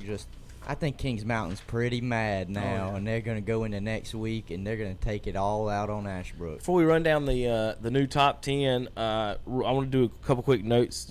Since you guys weren't here for the Kings Mountain talk last night, and Huss, I did that game. The second half, Kings Mountain won 2-0. Defensive struggle. That's one thing people haven't talked about all year is how good Kings Mountain's defense actually is. Pretty good. Huss might have the biggest offense I've seen as far as backfield, everything like that. And then Zoe Wallace was throwing some beautiful passes last night. Kings Mountain was caught up in man-to-man, couldn't deal. They had to bring some people up to deal with the size of the Huss running game. It's going to be tough for any high school team to stop that Huss running game. The fullback is 6'2", 260. Number 58, defensive tackle, plays fullback in front of the running back, who's about 210, 220, 6'2", 6. East Rutherford had a guy who was 380. Did they? That's crazy. He was a big man. The Huss backfield was 600 pounds, counting the quarterback. I heard your controversy last night too. How Kings Mountain is still ahead. I think you need to tweak your poll one little tweak. That head-to-head should give one of the other bonus points. Well, it is. It's the tiebreaker if you got the same points, but Huss is way points behind. I say you should get bonus points for head-to-head. Oh, how do you get a bonus point for? How would you do that in the overall? How many points? How many points does Kings Mountain have? We'll get to that in a second. I'll explain that in a second. He doesn't even know, Terry. I do 18. It's right here. Huss. They have 18. Huss has 15. As soon as Kings Mountain has their bye and Huss wins, they will beat them with the tiebreaker. They ain't played 2 games. They got 2 byes already, and Kings Mountain had 1. So last night in that game, one thing people was from comments on it, for anyone confused, I or anyone was not blaming the referees for Kings Mountain losing. They did not score 4. They got stopped 4 times in the red zone. Wow. 4. They had first and goal, I think, one time from like the 5 or somewhere, and it was stop. They ran 3 runs, and then they went for it on 4th down. I don't know how many times in the game, maybe 4 or 5 times in the game. Do they not have a kicker? They do. I don't understand. The Kings Mountain fans did not understand why they weren't kicking. I don't know if they were going for blood. I'm always against leaving points off the board. But Coach Lloyd in the game, they're very aggressive on that. Every 4th down that they almost went for. I don't remember. It wasn't almost a question. And it wasn't a shootout. Usually you're doing that in a shootout, not a close defensive battle. I don't know. Maybe they thought both teams were going to score more. Me and Jason sitting there the whole time. Neither one of us thought. We were up. Kings Mountain's going to be okay. They're okay. They can score at any time. Huss wasn't stopping them. Tom, they had drives of 70, 60 yards, 50 yards into the red zone. Stop. I think at was one point they had 200-something yards, straight yards with no points. Did Kings Mountain. Is Mac playing now? Yes, he came in. Brooks fumbled on the second drive. Brooks didn't go back in for a while. Mac run pretty much. He got the majority of the carries after the fumble. It was not a it was not a quick score Kings Mountain offense at all. Like I said, even their scores was methodical drive. Second half, guys, 2-0. The first Kings Mountain got the ball to start the second half. 7-minute drive, almost 80 yards, 0 points. Here's the question then I have for you. 7 minutes, almost 80 yards, 0 points. Because you were there and you saw it, and you saw Hunter Huss. You said they're big, they're physical, and they play good defense. Is Kings Mountain still the favorite, though, out of the western part of North Carolina? If those teams play, listen to this. Listen to all I just said. Kings Mountain had fumbles. They had interceptions. They had 4 drives that were stopped inside the 20. And they didn't kick 4 field goals when they could have kicked 4 field goals. And they lost. First and goal from the 6. And they lost on the road by 5. Yeah. So, okay, let's back that up. Now, with all that said, now let me blame the referee for a second. Kings Mountain took the lead 14-13. I can't remember if it was like 20, 30 seconds left in the half. Yeah. So they kick off. They do a little pooch kick. The up back comes up. He wasn't, he's not the back guy. So Kings Mountain is not kicking deep to Huss at all. It was a pure, we're not going to kick too deep to Huss. The first kick was kicked straight out of bounds. Huss made them re-kick it. They tried to squib it away. They were not kicking deep to Huss. Obviously, they were scared of something on that. So they kick a little pooch kick. The guy throws up the fair catch sign, right?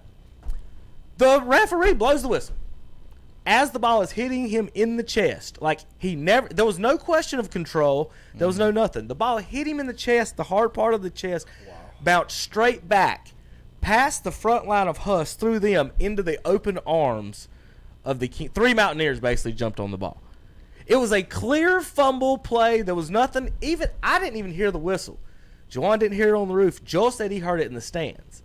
But when the referee, I don't know if when the whistle was blown, I do know there was an inadvertent whistle. So I don't know if it was before it hit the kid and it fumbled and they jumped on it, or the ball was in the air when he waved his hand or not. I don't know.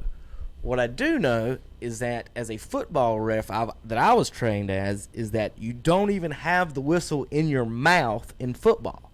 It's on your fingers, wrapped around your neck. You see, how many times do you watch an NFL game, someone's tackled, and they haven't blown the whistle for 5 seconds? Because you're supposed to let the play finish and happen, so you don't do that. Like I said, I don't know when the whistle was blown. We didn't even know that was the play call. We were scared, or we thought they called a sideline warning flag on Kings Mountain because there was at Husk, there's no line. There's usually like a 3-yard buffer zone so the refs can run up and down that. There's no line there, Tom. As a soccer coach, you know how far it is. The lines they were using was the soccer lines. So that's what, a foot? Or maybe 1 yard, like 2 yards tops? It depends, because the soccer fields vary in width, but I'm sure that Hunter Husk makes it like the minimum. I mean, it was this far off the football lines, maybe a foot and a half. Right. So that's how close everyone was standing. So that's what we thought it was on. We were confused until halftime. I walked in there and talked to the Kings Mountain coaches. I said, "What just happened?" And he said, "Inadvertent whistle."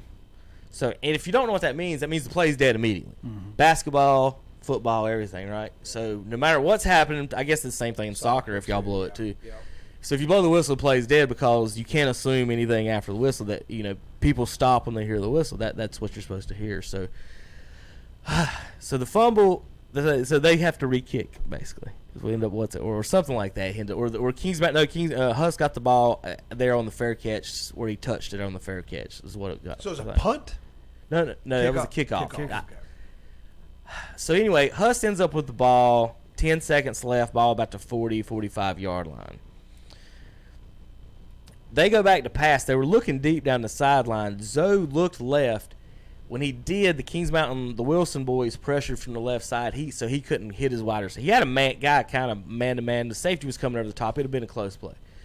He rolled right, trying to get out of trouble, tosses it back over the middle, Tom, just floats it in the air. So at this point, with the ball in the air, you're thinking, Kings Mountain, oh, this is good.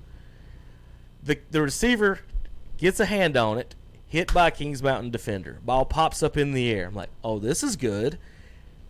Out of nowhere comes, I think it was 4, or there was multiple Huskies around. So a Husky catches the ball in the tip at about the 5. So he goes towards the end zone, immediately is hit by a Kings Mountain defender. Fumble. Ball rolls towards the pylon. Another Husky picks it up, dives to the end zone. He fumbles into the end zone, dive into the end zone, touchdown Huskies. That was the game-deciding sequence. Inadvertent call, a tipped pass, caught by the offense, twice fumbled into the end zone. Huskies scored a win for their 21st point. They go into halftime on that. And on the 2-point conversion, at halftime, it was 19-14, guys. 2-point conversion. Here's for you field goal fans. They dropped it. The quarterback ran around to the corner, and they ended up getting it in the end zone. You got to watch. Everybody needs to know you can go back and watch that because that's on YouTube. So you can actually go back and watch that. Just check it out and see what happened. Now, with all that said, it was 21-14 halftime. You have to go in at Kings Mountain thinking every dang thing that could have went wrong just did. We're down 7. We're good. Guys, second half, it was 2-0. 2-0. The first play of the game, first play of the second half, Kings Mountain snapped it off Ethan Reed's face on inside because they run it out of the end zone, didn't make it back to the 20. Quarterback standing on the 10, snap it off his face, fumble inside. That's the first play. And then they had a controversy on a catch from Davidson. A few minutes later, he got a first down, and he dropped a first down. They dropped 2 touchdowns. I mean, just anything and everything. And they lost by 5. So when you asked me that, Tom, I know that was a long explanation to talk about this. I wanted to get you guys informed on exactly what happened. I would still pick Kings Mountain in that game to win if they played each other because of all that. I mean, I don't – put it this way. I wouldn't be surprised if Hunter Husk would win again. But I would say if I'm picking 10 times, it's going to be 7 or 6 Kings Mountain. I'm going to favor them. In short, it was a fluke win. That's what you're saying. No, it isn't because – 2-0 defense, outstanding defense. You hold Kings Mountain to 16, outstanding. Well, for what you said, that they kind of stopped themselves. But there was a lot of, man. They stopped themselves, yeah. of weird stuff. Well, you kick 2 field goals, you win. You stop a 2-point conversion and then kick 1 field goal, you're tie. You score 1 touchdown on these. They had a touchdown called back. So I will say this: field goals in high school are not quite like field goals in pro ball. No. A lot more goes wrong with high school kids kicking field goals. And congratulations to the Burns kicker 2 weeks ago, kicking a game-winning field goal against the South Point Red Raiders. He's a little banged up now. He's not even doing the kickoffs. That's what Jeter's in there. He said my daughter knows him and says basically his ankle's been a little sore, black and blue from stuff. The coaches hate it when they play soccer. Yeah. Because they're going to get those ankles banged up. So hopefully he's icing that thing down and getting it ready because we may need that leg next week. JP, I know we got to get a break. Let me do the top 15 real quick as I can. Outside of the top 15 right now is South Point and Mountain Island Charter with 2 points. They're the only ones left with positive points. After that, so 18 through 30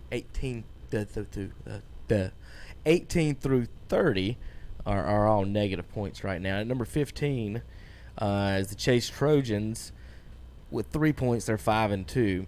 Tied with 5 points at 13 and 14 is Bandy's and West Lincoln. Both teams are 5-2. West Lincoln wins the tiebreaker based on defense, give up way less points than the Trojans have. Actually, wait a minute now. Bandy's didn't give up nothing last night, did they? How many did West Lincoln give up? 30-something? 34. Terry, we got to switch that. I forgot. That's a 70-point swing right there. Well, we see how the poll's flawed, don't we? We do see how the poll's flawed. So our West Lincoln's got to back up. Hunter, we're going to have to fix that in a little bit. So West Lincoln's 14, Bandy's 13. I originally had it like that, and then I guess Dennis over here distracted me last night. Forest View is at 12 with 6 points, 4-3 overall. At 7 is the RS Central Hilltoppers at 11 with 7 points is RS Central at 5-3 overall. Now for the top 10, get a little fun. Now not much change, but it's quite interesting. Now we're going to have some explanations on why some teams that beat some of Tom in his head-to-head matchups, and my response to any of that will be Appalachian was not ranked ahead of Michigan when they beat them. So that's my response to that for anyone who says anything about the head-to-head. So. Terry, you agree with that, right? I guess. All right, number 10. Newton Conovers at number 10, 5-2 overall. Number 9, the Maiden Blue Devils at 5-2 overall. They're going to play each other here in a couple of weeks. We'll get to see who can break that tie. Number 8. Now, all 3 of these teams had 8 points. The Thomas Jefferson Griffons with 7-0. They get the tiebreaker being undefeated over Maiden and Newton Conover on that. So Thomas Jefferson 8. Number 7, unchanged this week, is the North Lincoln Knights. They have 10 points in the power poll. They are 3 points behind East Lincoln and beat them by 30-something points. How does that happen, Tom? You want to look at the schedules? Let's look at that. Beat them by more than 30-something. Or 40, 50-something, yeah, or whatever it was. It was a stomping. But here's the good news about the poll. Here's the thing about how it works. So North Lincoln, Tom, beat East Rutherford,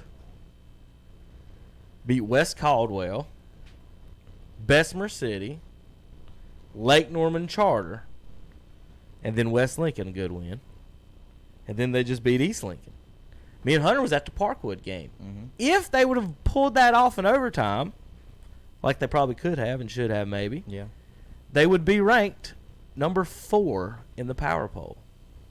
But since they lost that game at Parkwood, they're actually down at number 7. So the skinny of it is a team that beat another one 52-7 is ranked 3 places behind it in the power poll, which says your power poll needs a little adjustment. No, you're not letting me finish. It's not. There's no need to finish. Well, Thomas Jefferson would also say we haven't. Wait a minute. Gave up points all year long. Let me reword that, Tom. 8. Okay, let me reword that, Tom. Appalachian State beat Lafayette, Western, Gardner-Webb. Hold up. It's the same thing. It's the exact same thing, Tom. If Appalachian beats all the team in the SoCon and beats Michigan on their schedule, Michigan beats everybody in the Big Ten and loses to App, who's going to be ranked higher? Okay, if Appalachian would have beat Michigan 52-7, I guarantee you they'd have been ranked ahead of them in the poll. No, they wouldn't have. Yes, Tom, you have to remember App how dominated that game, didn't they, Terry? You have to App remember dominated that whole game. You have to App remember dominated how that this whole works. game.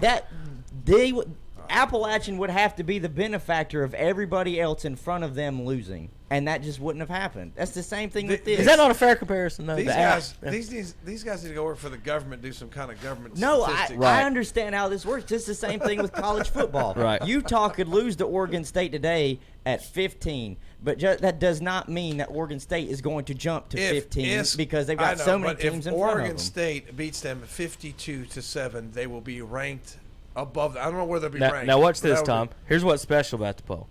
If North There's Lincoln, nothing special about this poll. Yeah, it is. No. Because watch this. If North Lincoln wins next week or keeps winning, they'll be ahead of East Lincoln. Right, Terry? Don't it come at the end? It always figures out at the end. It ought to But be right current. now, when you look at it, you kind of What do you sit mean there current? and you say, how can Hunter Huss beat Kings Mountain and be behind them? 7 wins is better than 5 wins. I guess. Especially when you've played, the Community School of Davidson or whoever they played. If we went into the Max Preps playoffs and one team has more wins than the other, who gets ranked higher? Despite head-to-head matchups. Let's go with Max Preps because they're never wrong about anything, are they? North Carolina Athletic Association playoffs. It's the same thing as if we could say, okay, Alabama through their first 5 weeks are going to play nobody, and they're still going to be ranked up high. Why? Like, it's just we're going to fault people for who they play. Now, this all leads to, let me finish up, then I got a question for our Shelby Burns fans. With all that, I'm glad we're having this fun conversation. I love this. Crest is at 6-2, 13 points. Burns has 13 points. East Lincoln has 13 points. East Lincoln give up the less points of all of you. East Lincoln has 3 3A victories on their schedule right now. That's where all their points have come from. Like I said, North Lincoln played a 1A school, beat East Rutherford and West Caldwell, and lost to the only 3A team they played in Parkwood. So that's how the points have worked out. So that leaves East, Burns, and Crest right now with 13 points. Burns is at 5 at 6-1, Crest at 6, East at 4. Shelby's at 3. They didn't move. They stay in the same spot, 14 points. They're 6-1 overall. Huss has jumped to 2 from 4. Now, the way, like I said, it'll work out when Kings Mountain hits their bye week, as long as Huss keeps winning like Kings Mountain has, they will be ahead of Kings Mountain. But right now, currently, they are not because they are behind them in points. And if that bothers you, you are definitely a college football fan because the polls matter so much to you folks. It doesn't matter. This is somebody who it thinks doesn't matter. It doesn't matter. He thinks a Zapruder film is like a rigged or whatever. That's fact. You want to know what's so good about this That's poll? definitely fact. Honest to God, and I'm not just saying this, and I'm definition. not just saying this because Kevin made it, but you know what's so good about this poll? It rewards or de-rewards who you play. De-rewards is even a word. De-rewards. Doesn't You matter. just made up a word. That's made up poll. You just But let me made ask up. you something, That's Tom. how ridiculous Let me the ask poll you is. something, Go Tom. ahead, Do go you ahead. understand what I meant by it? I do. Then but it doesn't matter. It just proves. It doesn't matter. It just proves that you can't even find a word to describe this poll. You have to invent words to try to make it make sense. If you have to invent a if new Union language Academy make was this to beat poll a work. 3A school and Burns beats a 1A school, then why should I say Burns is better than Union Academy? All right, they played lesser competition. I know we're way behind on breaks, JP, but here's the question that I have. And I'm not, Tom, you're out of it on this question because you're involved in this question. Hunter and Terry, you don't have to close your eyes, but I'm just going to, folks, close your eyes, not if you're driving. You can try. Ready? 2 teams played each other last year in football. Almost the exact same teams are back this season. Same quarterback, same running back, same defense, pretty much same everything. The team that lost last year, head coach left. The team that lost last year has been ranked ahead of the team that won last year. Under what circumstances should that team that lost last year with the same teams and a new coach be ranked ahead of the team that won last year with all the same everything? They're both 5-1. I'm just trying to figure out where that goes on that. I'm talking about Burns and Shelby. Every poll I look at has Shelby ahead of Burns. Some polls forgot Burns. Some polls don't even have Burns in them because they don't even know they're a 2A team this year. That's on account of Shelby has all them state rings on their fingers. So, you guys get at me about the polls, about this poll, I put it down exactly what you're rewarded for, right, Hunter? Mm-hmm. But meanwhile, the opinion polls are saying the team that lost with a new coach is better than the team that beat them with the same everything, and everything's the same. It's not quite the same everything, Kevin. Some guys did graduate. Yeah, both teams had graduates. So graduate. what's the difference between why should Shelby, Tom, be favored over the Bulldogs? I just want one person to tell me why, other than what Terry just said. He's History. comparing year to year to week, though. It's Yeah, not I mean, same thing as Alabama. I mean, that's how come they always up there. What have you done for me? Burns just what I just say. Burns beat them last year. And handled them last year they too, didn't they? Easily. So why should what change? What's the change? What's the mindset and change that makes Shelby a favorite over Burns when Burns handled them? And it's pretty much the same teams. What? Well, I haven't said that. Shelby would be favored over I'm not Burns. saying you are. I'm saying everything I see in the rankings, Shelby's ranked higher. You know, and here's why I kind of get it. Another thing I kind of get at that, I was watching some statewide experts, and the reason, Terry, we don't talk about Eastern teams. We don't see them. We don't talk about some West teams. We don't see them. But a lot of these folks get on the internet and talk about everyone. So, with no offense to the players I'm about to mention, they were mentioning the top 5 players in the state, and one of the guys had Ethan Reed and Isaiah Best. And I'm like, if I'm Cleveland County, I'm thinking Keywan Pryor and Kobe Paysauer. And I'm not saying Ethan and Isaiah aren't good, but I'm saying if you're looking across the state, you would tend to be like, well, let me look at Shelby's quarterback. Oh, those are some awesome numbers. Well, yeah, but what about Kobe Paysauer and Keywan Pryor? And I just think, and that tends to the voting and why Shelby is ranked ahead of Burns, I think, and then why people do think Shelby should be favored. I honestly think Burns should be favored in this game. I would say Shelby should be favored if I could come up with a reason. But new coach, you got beat by him last year. I got to have Burns favored and should be ranked ahead of him. It's no different than having, when we talked about a couple of weeks ago or something, Charlotte Catholic with the losses they have and they still ranked. That was ridiculous. I mean, people keep voting for them, and they have no players. Like, oh, geez, I wonder if that's got a little to do with a little give and take between them and the Observer. You know, we run advertisements in the Observer, so you got to give us positive press. We see that with things around here. How many people on Friday nights do we have working? Do any of us vote in these polls? No. And see, there's your problem too. Remember these we have 25 polls, people see games a week. When they come out, you have a deadline that you got to get yours in. If you do not get it in like 2 o'clock on a Monday, then your votes don't count. Yeah. So all these places of newspapers or whoever's voting, all of them people don't vote every week. Yeah. So anyway, we talked way too much again. High school football, we get into it too much. We've got to stop it. But we had so much interesting stuff. I guess the upsets and everything got turned into that last night. We got to go, JP. We got a massive break here. We got to take a big break. We'll be back. Calvin and the gang's out at MS Power Sports today. Subway sandwiches out in Lowell today. Subway sandwiches. Go out there and check them out.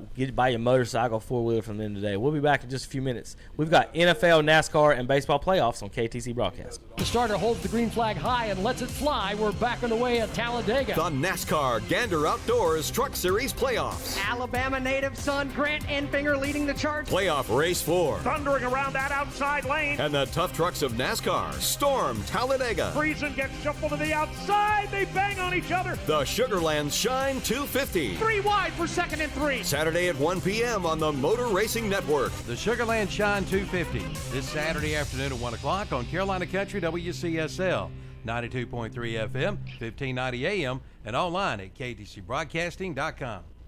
Once upon a time is right now. Escape to the Renaissance Festival, a time-traveling adventure. Huzzah! Saturdays and Sundays, October 5th through November 24th. You'll love the Renaissance Festival. Incredible value, wondrous entertainment, and delicious food. Eat, drink, be merry. ready at the Renaissance Festival. Saturdays and Sundays, October 5th through November 24th. Don't miss it. Too jolly good. There's music, comedy, circus entertainments, a giant crafts market, jousting nights, and a feast all rolled into a non-stop great family adventure. Presented by Pepsi. Discount tickets at Hedestita stores or print your own online at renfestinfo.com. Renaissance Festival, here I come. Visit Lake Norman for amazing adventures, award-winning dining, and lots of outdoor fun. Visit Lake Norman, the lakeside of Charlotte. It's Trick or Treat, Saturday, October 26th at Renato Auto Mall in Shelby. And that's no bull. Come out for their Trick or Treat sale. Don't be tricked by other dealers. Make your car buying a treat at Renato Auto Mall. And when you come to Renato Auto Mall in your Halloween outfit, you'll have a chance to win $100. Wear a mask and get 1 entry. Wear a full Halloween costume and get 3 entries. Someone will win $100. Plus, they'll also be there broadcasting live with special treats. Trick or Treat, Saturday, October 26th at Renato Auto Mall, 4423 East Dixon Boulevard, Shelby. Is the cost of ink driving your profits down? Then listen up. Discount Ink Jet and Toner is here to help. Discount Ink Jet and Toner specializes in refilling ink jet and toner cartridges. Cut your ink costs by as much as 50% or more. Discount Ink Jet and Toner, located on 410 East Franklin Boulevard in Gastonia. 100% satisfaction guaranteed. For the latest from the world of golf, tune in every Wednesday morning from 11 to 12 for the Golf Shop Radio Show. Hosts Mark Greenhelge and Matt Blanchard talk golf from tee to green and everything in between. If you like golf, you're going to love Golf Shop Radio. Before you tee up, drop on in. Welcome to the Golf Shop. Golf Shop Radio, Wednesday mornings at 11 o'clock on Carolina Country WCSL, 92.3 FM, 1590 AM. Online at kdcbroadcasting.com. Brought to you by Fred Caldwell Chevrolet in Clover, South Carolina. Check out the monthly specials at the Cherryville Country Club. Open to the public with no reservations required. It's prime rib the first Friday of each month. Crab legs the second Thursday and Friday of each month. Steak and wine on the third Thursday and Friday of each month with fresh hand-cut steaks. And it's fish camp night the fourth Thursday and Friday of each month. And don't forget about their Sunday buffet from 11 to 2. And the chicken on the run bucket Sundays. 8 pieces of chicken, 2 sides and rolls for $14.50. The Cherryville Golf and Country Club, Roy Acre Road, Cherryville. Straps Jewelers in downtown Lincoln has been your hometown jeweler since 1952. Their customers keep coming back time and time again, generation after generation.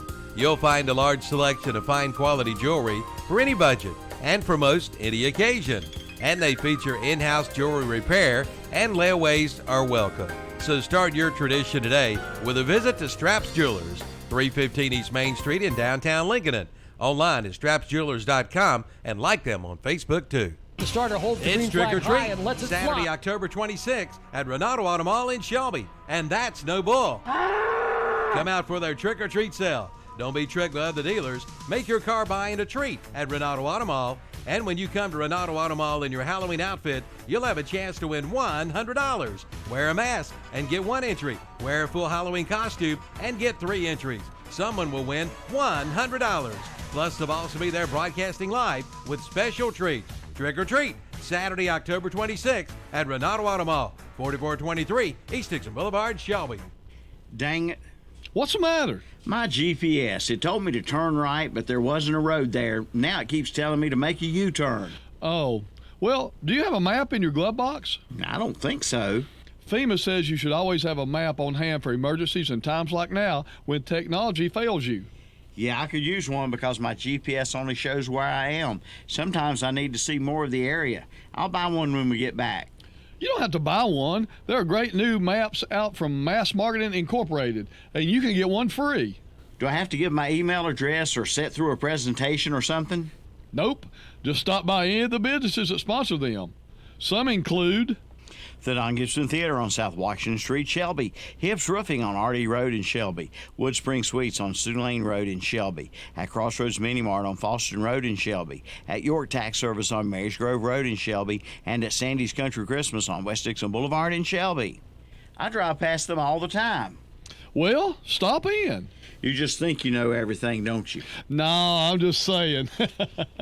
The starter holds the green flag high and lets it fly. We're back on the way at Talladega. The NASCAR Gander Outdoors Truck Series Playoffs. Alabama native son Grant Enfinger leading the charge. Playoff Race 4. Thundering around that outside lane. And the tough trucks of NASCAR storm Talladega. Friesen gets shuffled to the outside. They bang on each other. The Sugarlands Shine 250. 3 wide for second and 3. Saturday at 1 p.m. on the Motor Racing Network. The Sugarland Shine 250 this Saturday afternoon at 1 o'clock on Carolina Country WCSL 92.3 FM.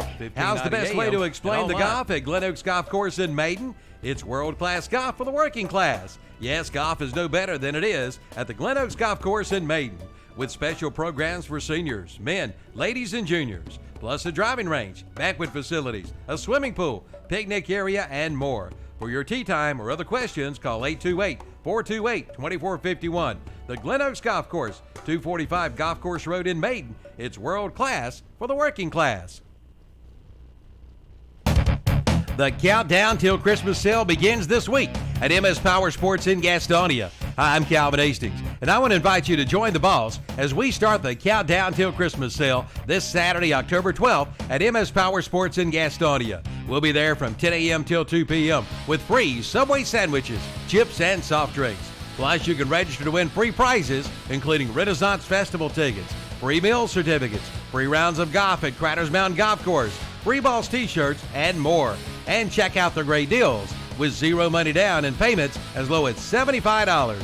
Pick up this week's What's Up Shopper for all the details. So make plans to be there this Saturday, October 12th, 10 a.m. till 2 p.m. for the start of the Countdown Till Christmas sale. Lay away now at MS Power Sports, 4804 Wilkinson Boulevard in Gastonia, online at mscycles.com. For years, Hicks Go Forth at Car Fair Auto Sales on the Bessemer City Road in Gastonia has been providing our area with the finest in late model cars, trucks, and vans. And at Car Fair Auto Sales in Gastonia, they feature on-the-lot financing. Come talk with Hicks about your next vehicle purchase. They're open Monday through Friday, 8:30 to 5:30, Saturdays 8 till 2. Call 704-865-8024. Car Fair Auto Sales, 1320 on the Bessemer City Road in Gastonia. It's Trick or Treat, Saturday, October 26th at Renato Auto Mall in Shelby, and that's no bull. Come out for their Trick or Treat sale. Don't be tricked by other dealers. Make your car buying a treat at Renato Auto Mall. And when you come to Renato Auto Mall in your Halloween outfit, you'll have a chance to win $100. Wear a mask and get 1 entry. Wear a full Halloween costume and get 3 entries. Someone will win $100. Plus, they'll also be there broadcasting live with special treats. Trick or Treat, Saturday, October 26th at Renato Auto Mall, 4423 East Dixon Boulevard, Shelby. Do you have low or fluctuating water pressure? Maybe your pump runs continuously. Is your electric bill too high? Or maybe you even have dirty water. If you have any of those issues, then you need to call the Well Doctor for a free inspection. That number is 704-909-9258. The Well Doctor is the best of the best winner and features 24-hour emergency service with a 5-star rating and accredited by the Better Business Bureau. And best of all, free estimates. Call the Well Doctor, family owned and operated. Again, that number is 704-909-9258 for the Well Doctor. Online at welldoctor.biz.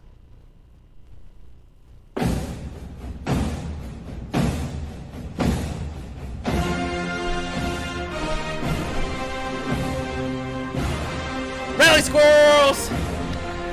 Rally squirrels! Hey, did you not know they don't want us to do that anymore? That's They're gonna lower it down. That's the home team. That's a joke.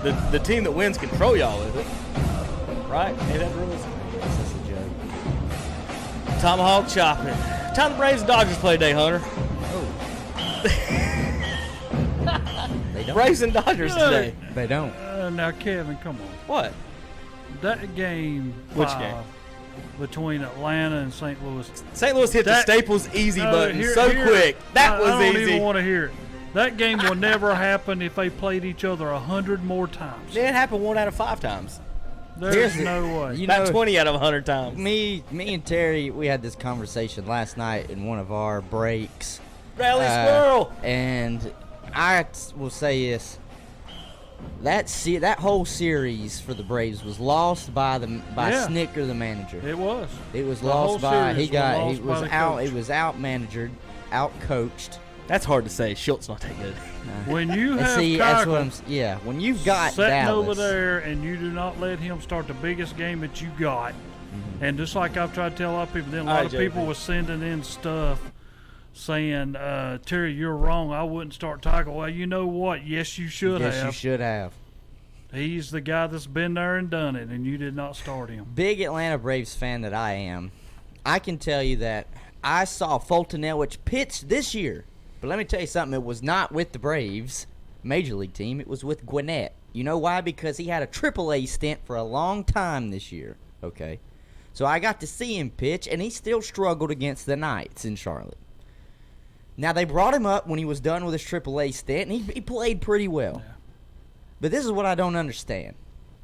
It's Game 5. This is not a 7-game series, Snicker. No. This game is done at 5.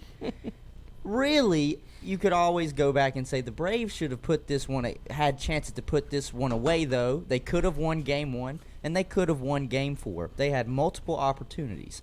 But here's the thing.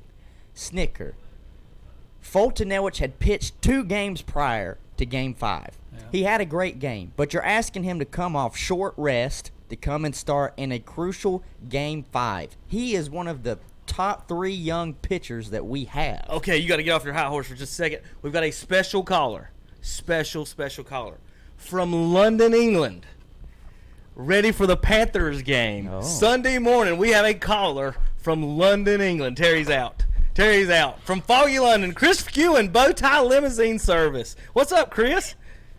What's going on, Kevin? Nothing much. We just sitting here doing a little sports morning show. I've been to London back in my college days. How's it going in London? It's pretty dreary weather right now. It's pretty rainy and cold. So I feel like that's London. The weather all the there is time. a lot better at the moment. Well, everyone expected you to say dreary London, I think, at some point. What tell us about what are you guys doing in London? How long you been there? What's going on getting ready for the Panthers game? Yeah, we flew in yesterday morning, ate some lunch, and toured the city a little bit, and had the big Panthers pet rally. I think it was Kingdom Hall last night. Had a bunch of the Top Cats there. Dave Tepper was there pumping us up, the crowd. Just a Panthers party galore. I think we had about easily 1,000 people in that hall last night partying it up all night, and we're getting ready to, at this point, go on a pub crawl tonight, and leaving out in the morning to go to the stadium. Have you done any tours of any of the famous spots, anything? Not yet. That's on the list. I think we were right beside St. Paul's Cathedral. Yeah. Our hotel is, so we will tour that soon, and I'm sure we'll tour the London Bridge and a few other tours we get on deck after the game. It's a real question. Is the London Bridge falling down? Still there. It is indeed not falling down at the moment, but if we have a big victory, we may storm it, and that might be otherwise. Well, Chris, so I'm going to give you a few tips while you're there. I don't know if the company's still there, but the company we used for tours in London was called London Walks, and it maybe Google them, they might be there, but they gave some outstanding walking tours of all these places, and you hear walking like, I'm going to get tired. It wasn't. A lot of people in the group was walking around with a beverage, an adult beverage in their hand, so it wasn't that hard of a walk, I'll put it that way. But you went to the tower and all that other stuff. Also, for you guys that have never been there, if you don't want mayonnaise on your food, you have to say no mayonnaise. I don't know if they still do that. And then you gotta, they definitely still put mayonnaise on everything.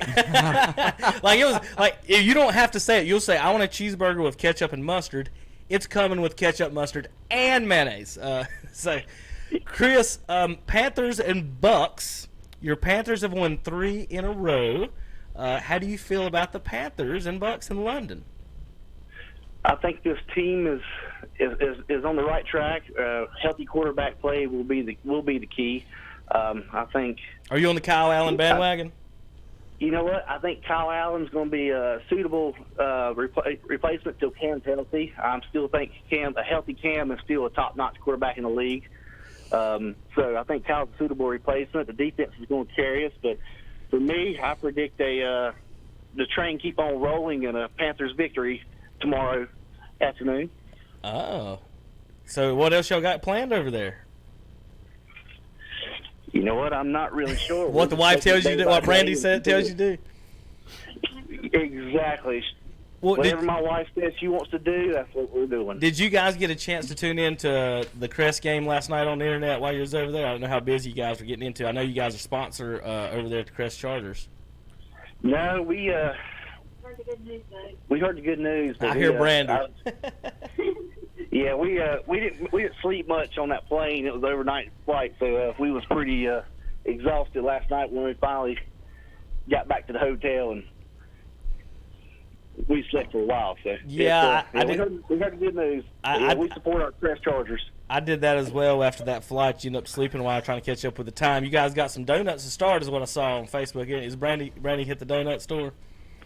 Well, yeah, about a block away from our hotel. The first thing we seen for breakfast was a Krispy Kreme. I said, we got to get a little piece of North Carolina back here as soon as we get here today. Yeah, it's 5 a.m. over there right now, isn't it? No, he's 6 hours ahead of us. It's wait a minute, other 3 way o'clock. around. What time is it? About 3? Other way around. It's 4 o'clock. Yeah, my mind. I'm sorry, I had a dyslexic moment there. I'm sorry. Yeah, it's almost 3 o'clock here. Yeah. Now, Tom, Chris is he's owner of the Bow Tie Limousine service in the area. So I'm gonna give you a plug, Chris, on that. You got a phone number for everybody? Yes, sir. You can reach me at 704-616-8313, and we can take good care of you for all your limousine needs. Now, Chris is also Tom Thompson following on our show here. He's a UNCC grad as well. Chris, you're a big 49ers fan. You like to travel around and see the team, right? We travel a lot for the Charlotte 49ers games. I'll be keeping up with them while they play FIU today, and hopefully get our first conference win and even our record at 3-3 this year. All right. Well, Chris, also Yellow Jackets won last night. I don't know if you caught that, 46-20. They'll be hosting Cherryville in a few weeks. Have you been out to see the new scoreboard out there yet? I have not had a chance to go do that. My wife keeps me pretty busy at other stuff. Blame Brandy on everything. And, of course, your beautiful daughter over there as well, right? Yeah, got a beautiful daughter and a little boy, too. He's a little rowdy, but we love him just the same. Well, Chris, good luck to you Panthers, and y'all have a safe trip. Let's see. I recommend the Jack Ripper tours. They got a couple of those as well. That would be cool. Those are pretty neat. And there was one restaurant chain I really liked. It was like a Halloween-themed restaurant where they played like all hardcore metal, but it was Halloween-themed, and the drinks were all like they used the cold ice, and it was a pretty cool place. But you guys have fun and be careful, and stay to the left. Now you're in England. You're on the other side of the road. Yeah, I figured that out too. All right, Chris, y'all be careful. Anything else you want to say before you get off here? I'm just going to say, go Panthers. Oh, hold on. And go Chargers. There's the Chris fan all the way in foggy London. And I'm a Bessemer City Yellow Jacket just like Kevin. So. All right, Chris. Yellow Jackets. Thank you, buddy. Have a good night. Yeah, and y'all be careful. Thanks, Kevin. We will. All right, that's former Yellow Jacket, like I said, Chris Gue and Brandy Gardner, former Crest Charger, and the gang all the way from London. I didn't know when they were going to be able to call this morning. Sorry we had to interrupt the Braves talk, but when you get a call from London, you got to kind of pick that one up. You have to take it. Wasn't the Queen this time? They didn't need any advice on that. Or Beckham. I did get to see a tennis match while I was over there. Yeah. It was the Queen's Cup. It wasn't Wimbledon, but it was the Queen's Cup match. I got to saw maybe Andy Murray or somebody like that in person. Pretty good. Pretty neat thing. I could see Agassi played somebody. I could look down the hallway and see him returning. Finally, y'all start talking about tennis. Oh, gosh. JP got a little excited there. He's had his headphones on. That's how he has no idea. From left field. You do realize I only have one in, right? All right, back to the Braves. I'm going to read Hunter a text I got. You was talking about Fulton Evans, I think, right? Yeah. I'm going to read the text. text. I was talking about how he was one of our 3 younger pitchers on the team between him, Soroka, and Fried. And in a decisive Game 5, I would have gone to the ace, Dallas. Some people might say Soroka is our ace. I said no. Dallas, he's been in this position before. He's won a World Series before. This is why you brought him in here in the first place. So, to me, the game was lost when Fulton Elwich hit the mound. What time did that game start on Wednesday? 5? Yeah, it was 5. At And I agree, 3:55. and I can agree with you though. I'm so mad that they haven't given them any of those primetime spots. It's Yanks and Astros tonight at 7. That makes me mad. That's the game I want to see. Yanks and Astros. Yes. I think that's an interesting series. Who cares about the American League? Because whoever wins that series is going to win the World Series. I agree agree with that. I can agree with that. I got to go, guys. Hey, real quick, Tom, before you go, All right. Browns Let's going to win this weekend. They play Seattle. at They Seattle. play they're a 2-point favorite. They are. At Seattle? Yes. They're no. Are they They're home? at home. They're Okay. a 2-point favorite. Okay. Last I thought Monday, they were I'm in glad we Seattle. didn't talk about them because it was absolutely terrible. It was so bad. I didn't get a text from Terry. That's how bad it was. It was so self-evident. Usually I get a text from Terry. I did not even get a text from Terry. I That's kept waiting for my phone. But I would say that the Browns better play well, or Freddie Kitchens might be joining Mitchem's Kitchen Saturday Sports. Oh. Okay. No, can we get him on here? Yeah, to explain what happened in Cleveland. Wednesday at 3:55, our lawyer and friend Travis Page sent me a text about the Braves. Yeah. 10-1 is Fulton Evans on the Braves in his last 11 starts. 7-1 with a 2.37 ERA, including Game 2. See Tommy. The last Atlanta pitcher to win 2 games in one playoff series was Smoltz. And whoa. who won games 1 and 5 in 1996. That was what I got at 4 o'clock, right before the 10 runs. He gave up 10 runs an hour later. He put first ballot Hall of Famer John Smoltz in the same sentence as Fulton Evans. That's what the guy that tweeted did. It's just a stat. That's a joke. It's a stat, Hunter. That's a joke. You can put a joke. John Smoltz is my favorite pitcher of all time for the Atlanta Braves, and that to me is offensive. You can put stats with anybody. That's offensive. What's offensive is 10 runs and getting 10 run ruled in the first inning I know. of the I Game 5 of the National League Championship Series. Terry's, I fired it off after that. I hope y'all get one before you get 10 run ruled in the first. No, it didn't happen. That's unreal. I mean, that's never going to happen. You can do that game, like I said. Cardinals didn't get a hit to the 8th last night, Hunter, if that makes you feel better. Well, I will say this, though. And did not get beat by Scherzer and did not get beat by Strasburg. Let me explain something to y'all about playoff baseball, okay? Year after Makes year, me mad. Well, yeah. Year after year, does the team with the best record usually not win the championship? Yeah, that's right. Okay, so the Cardinals won a World Series with 83 wins one time. 83 wins. By far one of the worst teams we've ever had. That's the team that's got a ring. We had a team win like 110 games and got beat. I've seen way better Cardinals teams. In the playoffs, it almost doesn't matter at this point. You've played hot weather. No, now I you're going agree. to cold weather. Now it depends on this day's pitching. Look at Clayton Kershaw. We've hammered Kershaw through the years. Once I you get in agree. the playoffs, The season it's almost is completely a toss-up. different in the playoffs. So let me. It's like this is the real season. Let me real quick. Let me read you my response to that text about Fultzy. So my immediate response was, well, according to that, it should be 0-0 after 6 innings with Flaherty pitching. I said, but more than likely, it's probably going to be 12-8. That was my response. 12-8 was my prediction on that. So this is at 5:25. He just sends back WTF. He says 12-8 is still in play. It's still in play. Let me tell you something. I was going to the gym. I was going to put the game on there on one of the We had a round of golf betted on that, too. Yeah, I was going to go in there and put the game on the television. And I'm looking. I checked the app, just a scoring app, and I look and it's 10-0 and the Cardinals are still at bat. And I'm like, what? I'm not putting this on. This is embarrassing. I was so embarrassed. I was embarrassed. But like I said, I've seen this. so many games like it was an even matchup from the get go, and like for playoff games, anything can happen. I don't know. We've lost so many games with our ace and still won the series that, like, and you guys are making the point right now. Before, sorry, Hunter, No, go ahead. that we didn't even lose to one of the best Nationals pitchers. I don't care. It means nothing to us. It means nothing to the Cardinals. It means nothing to our fans. We beat Kershaw. We beat Fulton. It doesn't matter.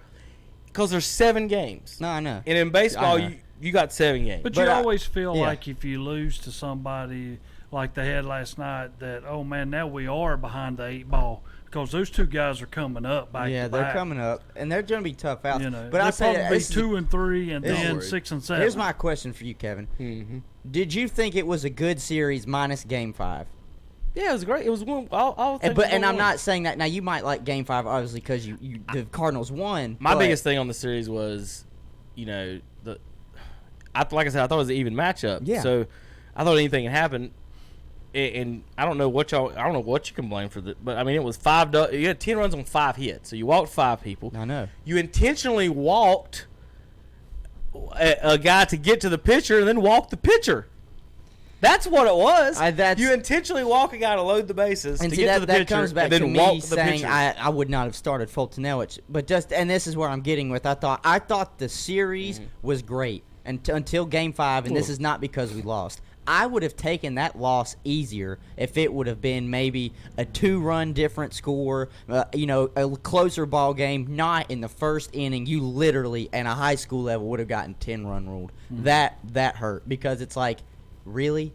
You didn't show up for a Game 5 elimination game? You couldn't get yourself up, and Snicker, you didn't put the correct guy in position to make your team have a chance in this ball game. I'm not saying Fultonellich is bad, but I'm not saying he's my ace going into a decisive Game 5. So I thought the series was good until Game 5. Because then it's not just because we lost, it's how we lost. Well, if we would have put up a fight, then yes, I would have been like, okay. Well, Terry, looking at Cardinals looking ahead at that Nationals. They've lost game 1 at home. Do they play tomorrow night? I don't know the exact schedule. And then the Astros and Yankees play tonight. Is that what it is? I think so. They're gonna stretch these things out. You know how it is. You talking about Shield, and some of the controversy has been around him as far as his language on some of this, and talking back with the Braves fans, and then Flaherty hitting Acuna was an issue. Now, see, I didn't like that. My thing with that, well, y'all had a chance to hit Flaherty. We did. So I mean, if you didn't like it that much, you could have really easily hit him, and that was my point. Is Flaherty shouldn't have even been out there. After 3 innings, you're up 10-0. If you can't trust your bullpen to hold that one, that's bad news. Second of all, what I would have done as punishment for everyone involved, I'd have put Carlos Martinez in the 4th inning. He's trained to be a starter, and his ERA was 23 something. He's wild. And the rest of the staff was like 2. 23-2, the rest of the staff. Might as well throw him in for 3 innings. See if you can get an inning or 2 out of him. He might hit somebody. He might call. If he hits Acuna, then we do have whatever. And now here's the question for both of you. But I'd have told Carlos. Do we have a problem now with where the PC is coming into play, political correctness, and the tomahawk chop? We don't have time to get in that, Hunter. We still got NASCAR and football. We can do that a different day. We'll do that a different day. Because I thought, to me, I thought that was. I think it's a joke. The problem was the Cardinals have a player that they do have. He's part of the Cherokee and he's Nation. the one that made the comments. But the media probably started that. Yes, issue. I know. He didn't bring it up because if it was an issue to him earlier in the season, they probably would have talked about it earlier in the season instead of right then. So that's my quick take on that. NASCAR's in Talladega this weekend. I went to the Roval a couple weeks ago.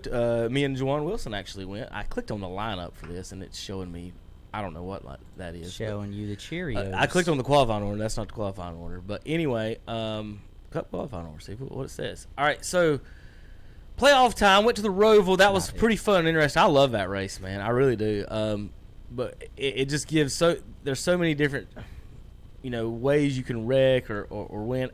One problem I have, Terry, with the way the NASCAR works on the cautions is how they place the orders of the cars.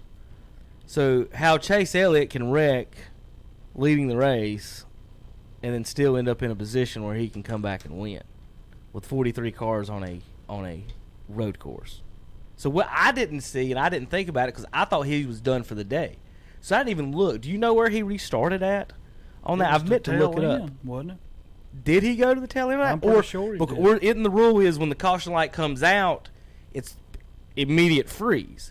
So if he wrecks and the caution light comes out, he might have been 10th or something. No, you don't put him back up there. That's what I'm saying. I don't know where he went. I don't know for a fact. It'd been the tail end of the lead lap. You know what I'm saying? So you're telling me he passed 43 cars on the road?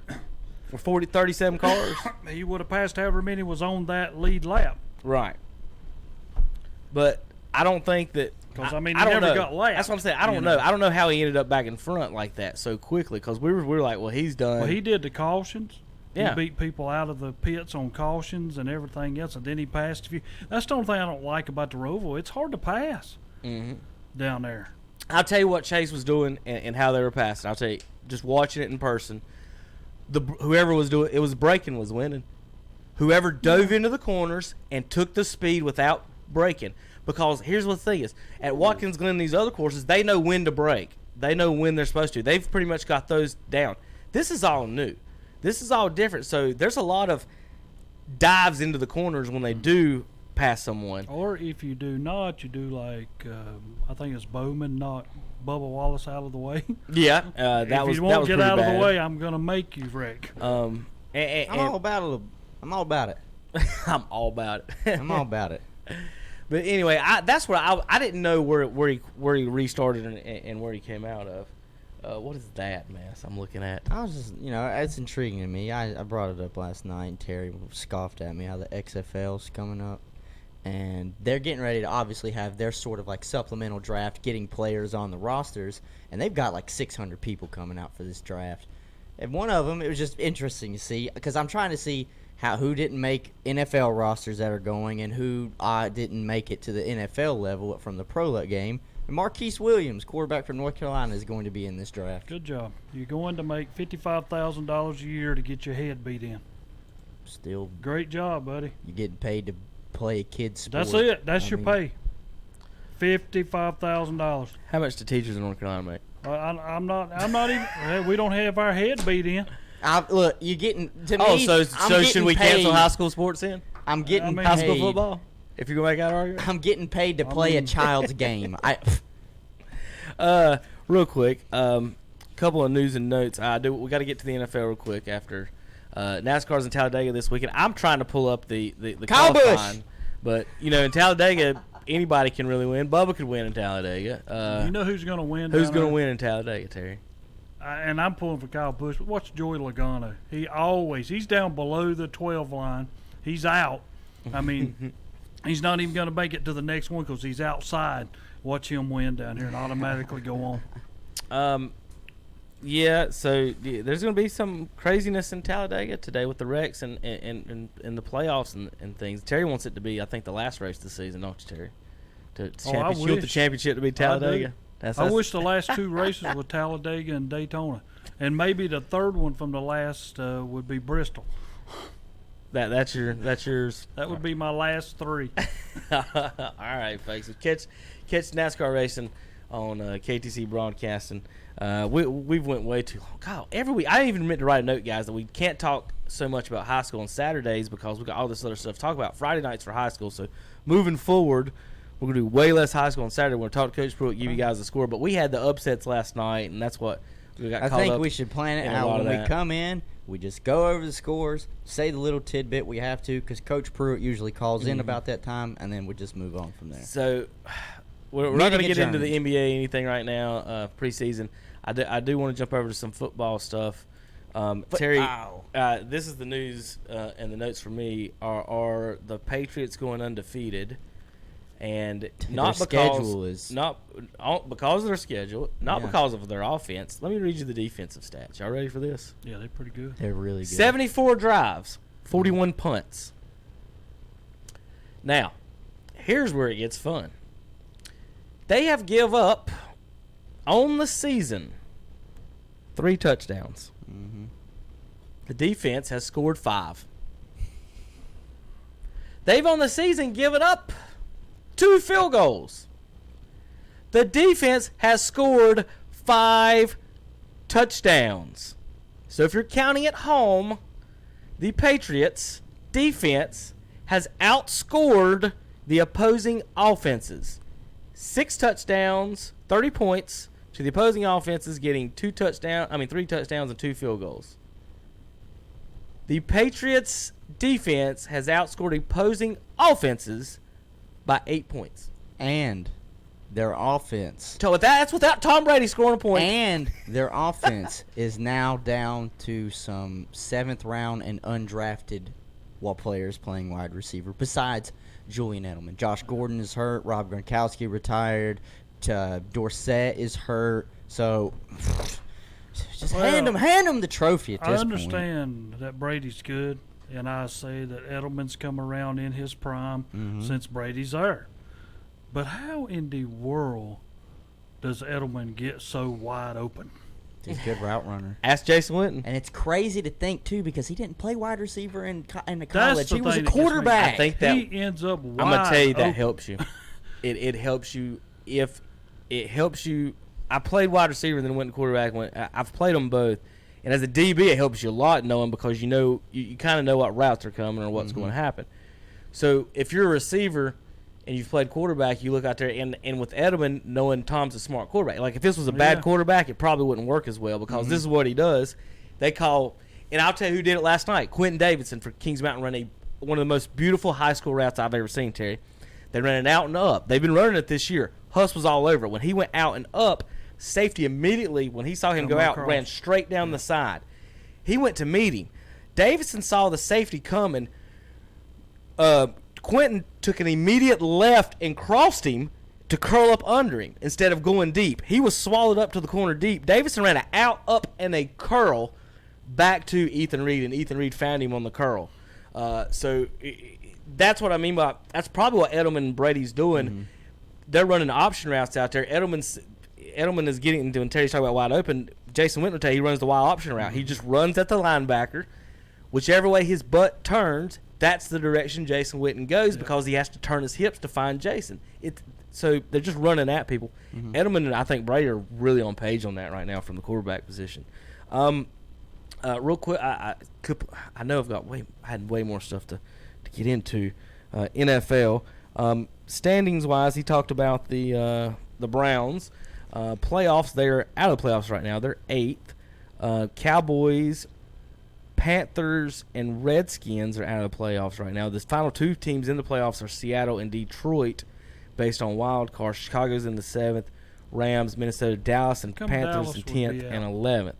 Do what? How come Dallas would be out? Let's see what the tiebreaker says. Because you got to go divisional, and we're 2-0, and they're 1-0. If you'll hold on one second, this will explain it right here, Terry. That makes no sense.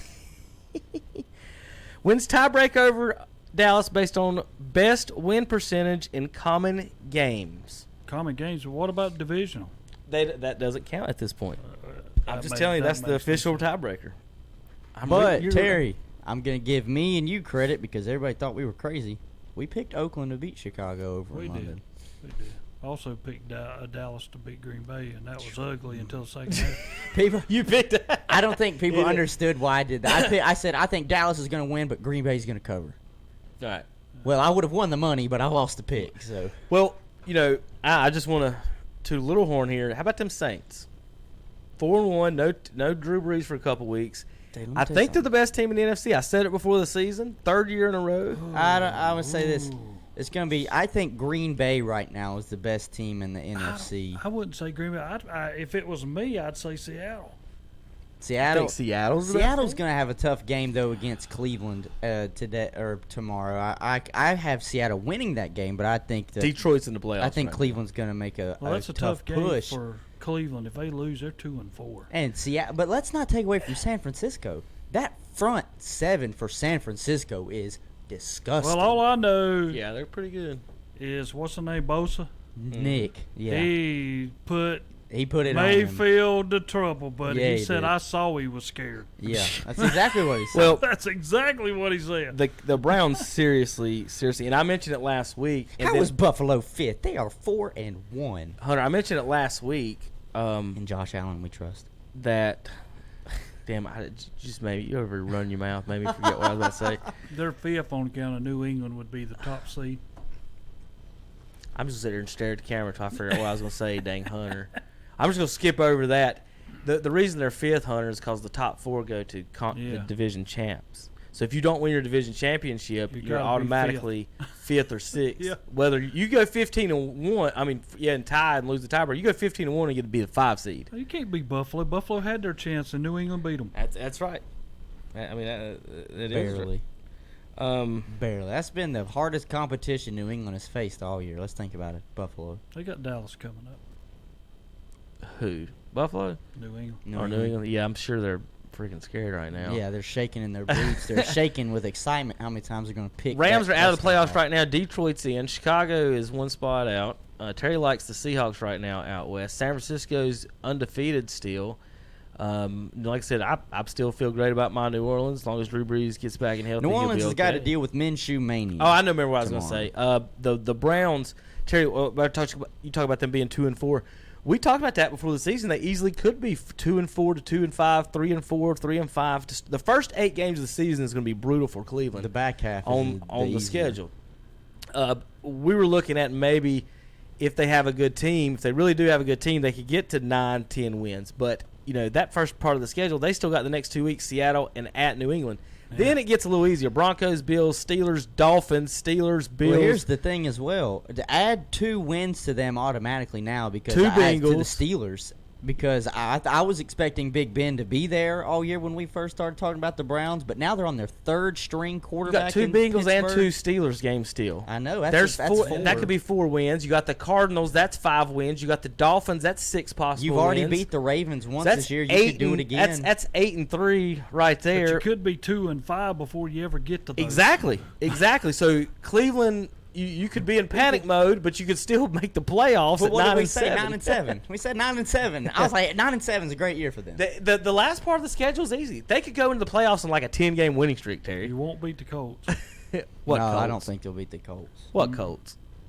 Thought they Ain't did they play on the the Colts. schedule? No, they don't play the Colts. Oh, I thought they played the Colts. Or they've already played. Or where'd you see Colts at? Isn't that a good story? No, they don't play the Colts. Ain't that a great story? That was Colts. preseason. They beat the Colts in the Oh, the preseason. Colts. Beat them when it didn't Get matter. it, Terry. Beat them when it All right, didn't we got to matter. go. We're way behind. Any other news and notes you guys got on everything? Next week, we'll promise we'll get less on the high school football and stuff, folks.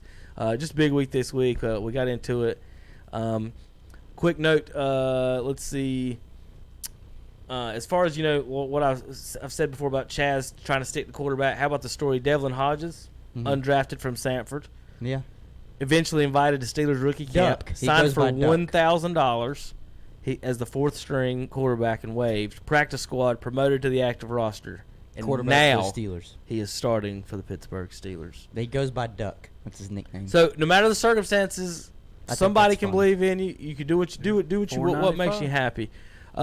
Another thing, real quick, Hunter, how do you feel? Well, I'll give you 30 seconds on this. We haven't talked about the the image and likeness for college football. How do you feel about this college coach for UConn who makes $2,000 a game every time his team has multiple turnovers? I don't like it. He gets a bonus every time his team gets multiple So he turnovers. gets the bonus Yes. for what his players did. Mess Bonus. Every time the players get 2 turnovers in a game, the coach gets a $2,000 check I don't like that. for college That's what they're supposed to do. I mean, what's the original contract supposed to be about? Like, what did you say? Well, don't get any turnovers, but if you do, we're going to give you a little He bit gets of a money. bonus, turnover bonus. That's dumb. I've never heard that is Now, dumb. Terry, all time, most players, I like this one, National League playoff games in history. Did you see this stat? Yadier Molina is now the most games in National League history, playoff games, 94. He just passed at 93. Chipper Jones, number 3, Matt Holliday, number 4, Andrew Jones, and number 5, Albert Pujols. The top 5 Braves and Cardinals. Terry, Pujols, 74 playoff games with the Cardinals. 3 in Anaheim with the greatest player of all time batting in front of him. All right, we'll be back next week on KTCBroadcasting.com. I gotta tell you something. Once Upon a Time is right now. Escape to the Renaissance Festival, a time-traveling adventure. Huzzah! Saturdays and Sundays, October 5th through November 24th. You'll love the Renaissance Festival. Incredible value, wondrous entertainment, and delicious food. Eat, drink, be merry at the Renaissance Festival.